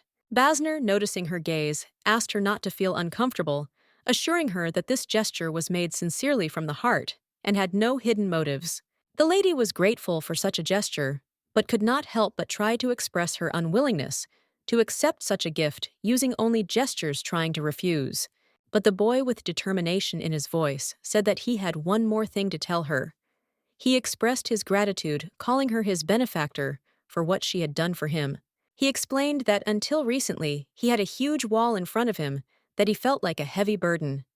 This wall had been pressing on him all his life, holding him back from taking action and making decisions. This wall forced him to live in constant fear, to avoid confrontations and to hide. But meeting her, Ruvia, changed everything, destroying his internal barriers. His meeting with her became a turning point, a reason to face his past, and finally confront what he had tried to hide for so long. And then finally, he realized that all these years, he had been pathetic, that he had been avoiding himself with reality, with what was preventing him from moving forward, with what needed to be overcome. But now, he has firmly declared that he is not going to run away anymore. Whatever the outcome, he is ready to fight to the end with the confidence and determination he has gained. And all this became possible thanks to Ruvia. He felt that her help and support became for him the turning point that radically changed his outlook on life. The maid was absolutely delighted. The lady, however, was somewhat puzzled. She did not quite understand how this had happened, since her intentions were much simpler. She only wanted to teach those rude people a lesson. The guy, noticing her bewilderment, explained that he had been thinking for a long time about how to thank her for everything she had done for him. He understood that no gift could compare to what she had given him. It would have been better if he had simply forgotten about that incident, but the boy continued to say that he had heard that she had set herself a high goal despite her illness and had gone against the Archduke to enter the academy. Currently, despite her high status, Ruvia is facing financial difficulties as the duchy's support has been cut off. This is causing her serious problems. Because of this, people begin to joke and ironically discuss what outfit the princess will appear in, laughing at her position and appearance, not knowing the whole truth. However, one person knows who this woman really is. He understands her virtues perfectly well and cannot allow anyone to dare to humiliate her. He knows that he can do little but he decides to act with nobility. To help a little, he prepares a magnificent dress for Ruvia, hoping that she will accept it. Although this gesture is not enough, he will be greatly honored if she accepts the gift, because he sincerely wants to help and support her in this difficult time. Ruvia was lying on the bed in her room, and her maid, noticing the new dress, thought that it was indeed very beautiful and truly elegant. The dress looks very expensive. It probably cost at least 2,000. The maid thought, appreciating its high quality and chic appearance. She decided to ask the lady what she was going to do with this expensive gift, whether she would wear it or decline it. Ruvia considered this. The thought of declining this gift troubled her conscience, because it was sincere and made with a genuine desire to help. Moreover, Basner had not mentioned what kind of house he represented when he met her, which led her to believe that he probably did not belong to an aristocratic family. Ruvia knew that she had probably had a hard time saving up the money for the dress. After all, the kingdom of Carmen, where she had brought part of her past life, was the central region of the country.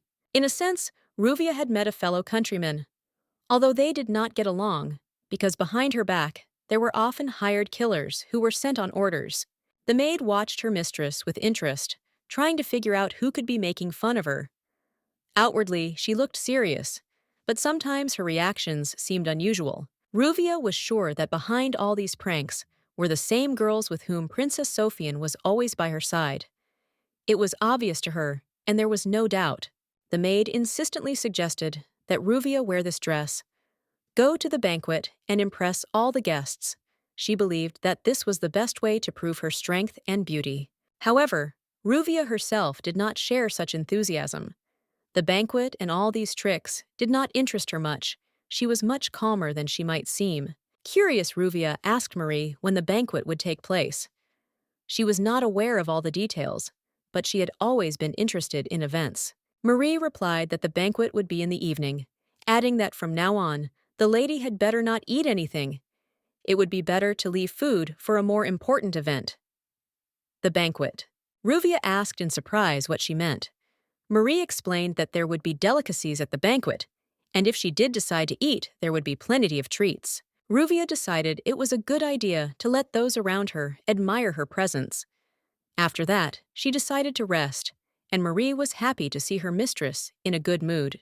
At the party, all the guests expressed admiration for Princess Sofiane, saying that she was incredibly beautiful and seemed to shine, illuminating the entire hall. Her appearance captivated everyone. Janet enthusiastically admitted that she was very envious. Sofiane was so charming that it seemed that there was no one important or interesting at the banquet except her. The princess responded gratefully and noted that even Janet's pink ponytails looked beautiful today. She always had a knack for noticing good details that others might miss.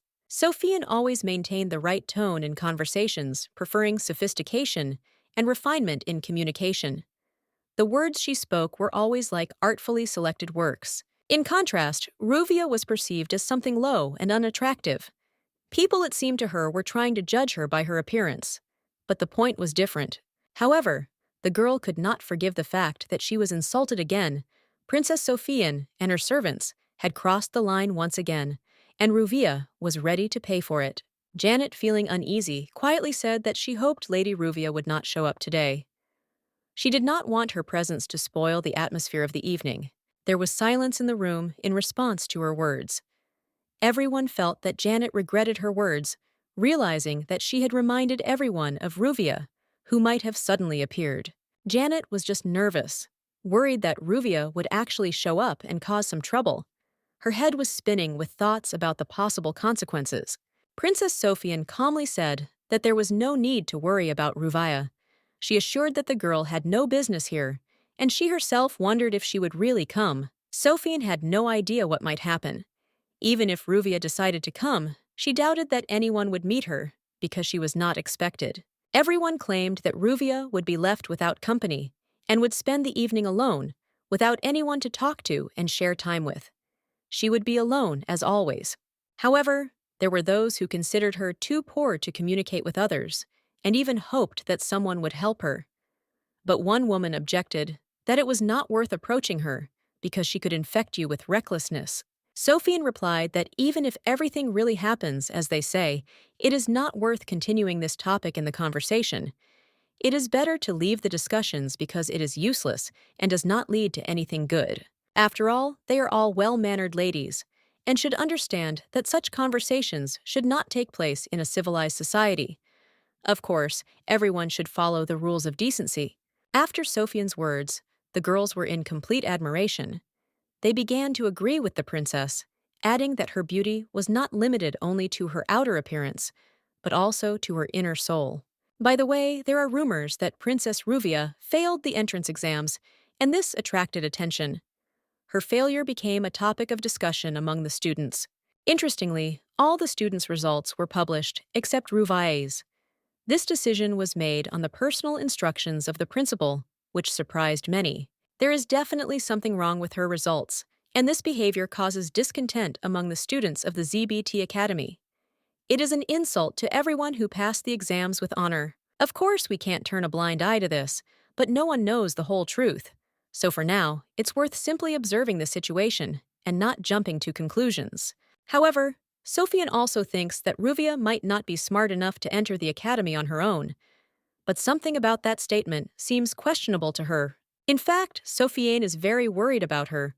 Although the girls do not understand why the princess is so concerned about the fate of this girl, because she does not seem special to Herdy. Princess Sophian noted that she was aware of Archduke Rusen's anger towards Ruvia, and that her financial situation was also poor.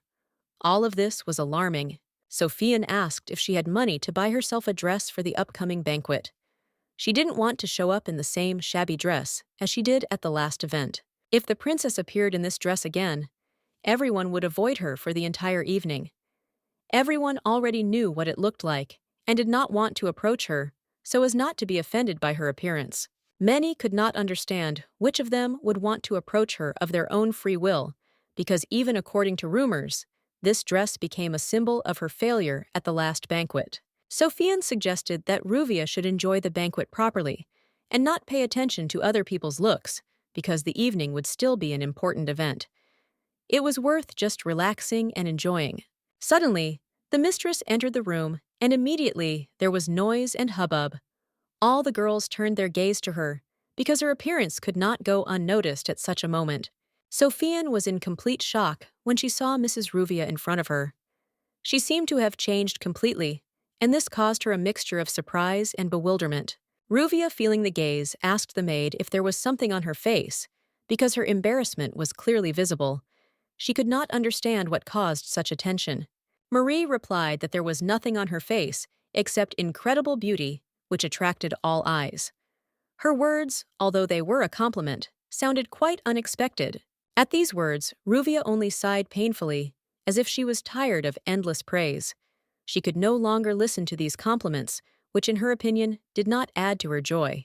2 hours before, the maid had informed her that the mistress must wait as she seemed to be going away right now. But it was too hasty for an evening out. The lady couldn't understand why they were taking so long. If they didn't hurry, they would definitely be late, and she wanted to get everything done. This worried her, and she didn't understand the delay in the process. The maid explained that such banquets require careful preparation, because without it, the evening will not be so spectacular. She promised to give the lady a stunning evening makeup. Even if it was the fourth prince, once everyone saw her, they would immediately lose their heads with love and admiration, so she believed. The lady knew that she had agreed to this in vain, because the maid took her preparation very seriously and turned out to be too attentive, which made her worry. Who would have thought that her maid would be such a master of her craft? Her work was impeccable, and she clearly demonstrated that she understands how to be a true professional. Everyone turned their attention to her.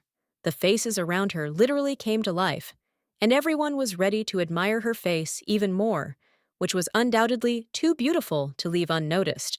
The lady wanted to meet Besner and get out of here as soon as possible, so she pointed out the direction to the maid so that they could head in that direction quickly. Time was running out, and she didn't want to be late.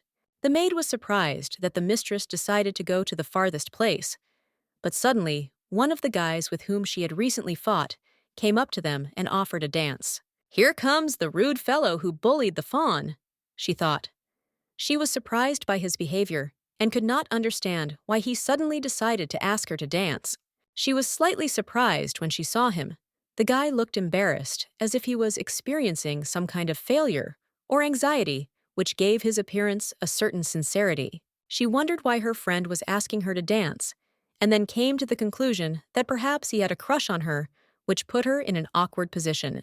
The guy looked extremely embarrassed, and the lady didn't want him to worry so much. She decided to joke to ease the atmosphere and give him a chance to relax. She agreed to dance and said that they could dance, which pleasantly surprised the guy. He obviously did not expect her to agree so easily. The guy was incredibly happy with her consent. When they started dancing, his embarrassment was obvious, but it was important for him not to miss the chance to spend this moment with her. He moved awkwardly, like a wooden star, not at all like a knight, although they usually have at least some training in dancing. But here it did not feel that way. His manners left much to be desired. She would have to adjust to him.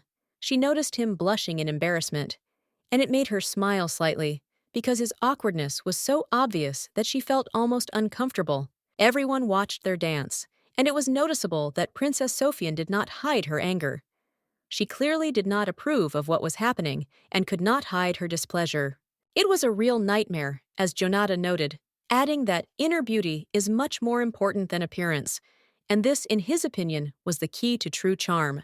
Others also supported his opinion. They could not understand how the guys could fall for such vulgarity, because the dance, like the whole situation, made an extremely unpleasant impression. She did not know how to dance at all. There was no charm in her movements, and this immediately gave away her low origin, which emphasized her lack of refinement. It was often hinted in conversations that her mother was a commoner, and it was believed that if the princess had been trained properly, she would have moved completely differently, more gracefully. Sophian, watching all this, remarked that she was very curious about who would be the next crazy person to ask her to dance. It would be awkward if he tripped again. And then a guy came up to her. Everyone was surprised, not understanding who it was. But one of the ladies finally said that it was Basner, a second-year student of the knight's faculty, a commoner from the kingdom of Carmen. Princess Ruvia was a failure in their eyes, but with Basner they looked like a great couple, which only fueled the interest and curiosity of those around them. Everyone was eagerly waiting to see what they would demonstrate. When they started dancing, it was a real spectacle. The dance was beautiful and elegant. Every movement was smooth and harmonious, which attracted the attention of everyone around. The lady did not expect that the dance with Basner would be so unexpectedly magnificent. His movements were confident and graceful, which was a strong contrast to her initial expectations. He was really good, and his level of dancing was not just high, but truly outstanding, almost at the highest positions among dancers. She was amazed by his skill. Basner wondered what the lady was thinking about when she looked into his eyes. He was interested in her thoughts and wanted to understand what was hidden behind her gaze while they were dancing. She smiled at him and replied that he danced very well. These words embarrassed him, and he, in turn, said that the same could be said about her.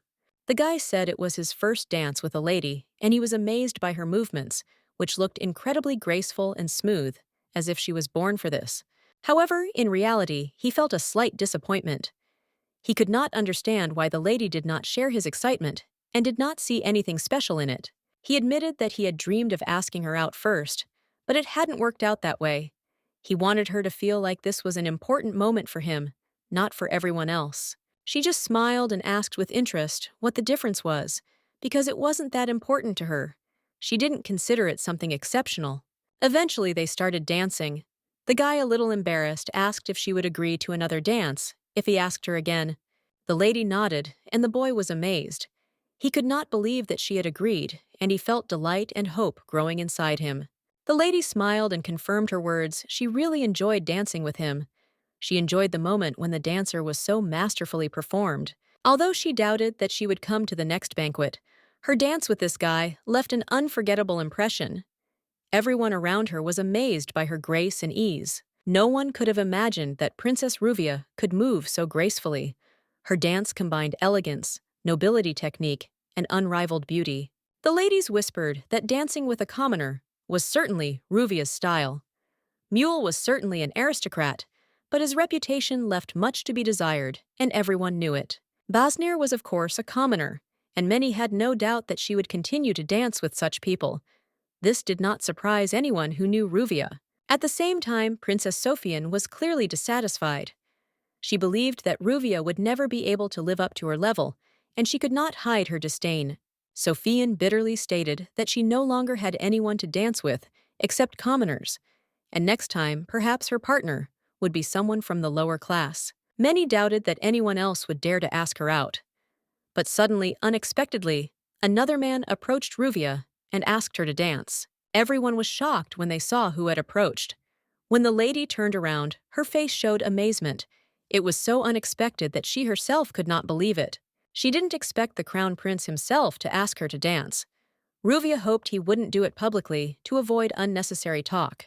The lady asked him again why they should dance. She was about to leave the hall when he suddenly approached her with this proposal, surprising her with his decision. The prince replied that he had only invited her to dance. He saw no other reason, because there was a special connection between them that he wanted to express in this dance. This cunning young man decided to impress the audience and perform a little magic trick at the banquet, making everything more intriguing than just an invitation to dance. However, the lady refused, and the prince, stunned, felt how all his self-confident mood disappeared. The lady said that she was lazy, and the prince tried to say that he was completely serious and did not understand what it meant that she was lazy. He has long understood what benefit he can get from losing her, but she does not intend to get involved in a struggle for the throne or other political games. Unfortunately, he couldn't, and the prince didn't know what to do. She asked for forgiveness, but he is not handsome enough for her to cross her line. She told him to dance with someone else, and then she heard laughter. The crown prince remarked that it sounded offensive that he was not good-looking. He thought he was okay, so he didn't ask her to dance. He didn't understand what to do. Hearing this, the last thing he wanted was to give up. He smirked, and the lady looked at him with disdain. She didn't like spending time with him. The lady turned away and told him to try dancing with someone else.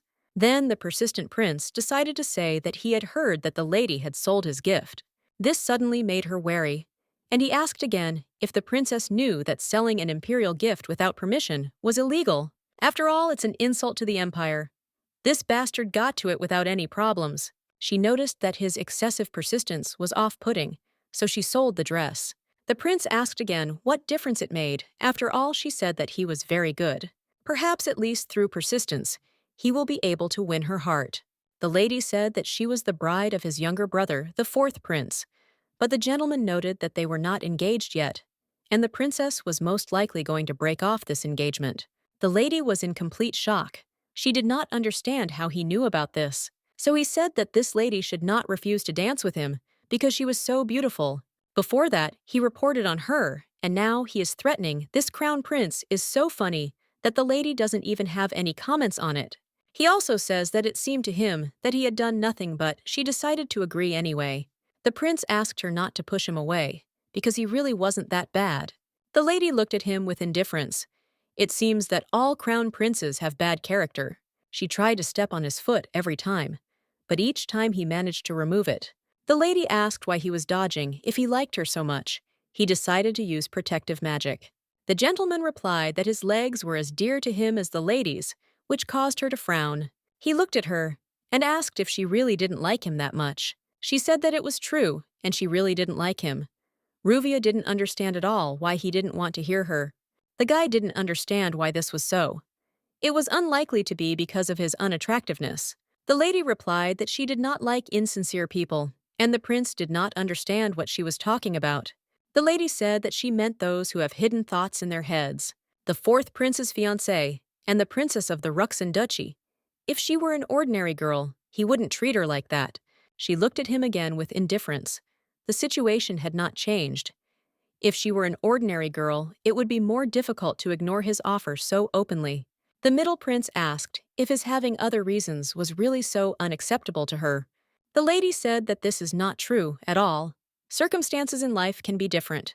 However, as she said, she does not like insincere people. After that, the lady bowed and said goodbye to him. The prince asked permission to ask the lady something, since they had already finished the dance. Without waiting for an answer, He asked her if she would accept him if he was truly sincere with her. The lady said that even if that were the case, she still did not agree to it.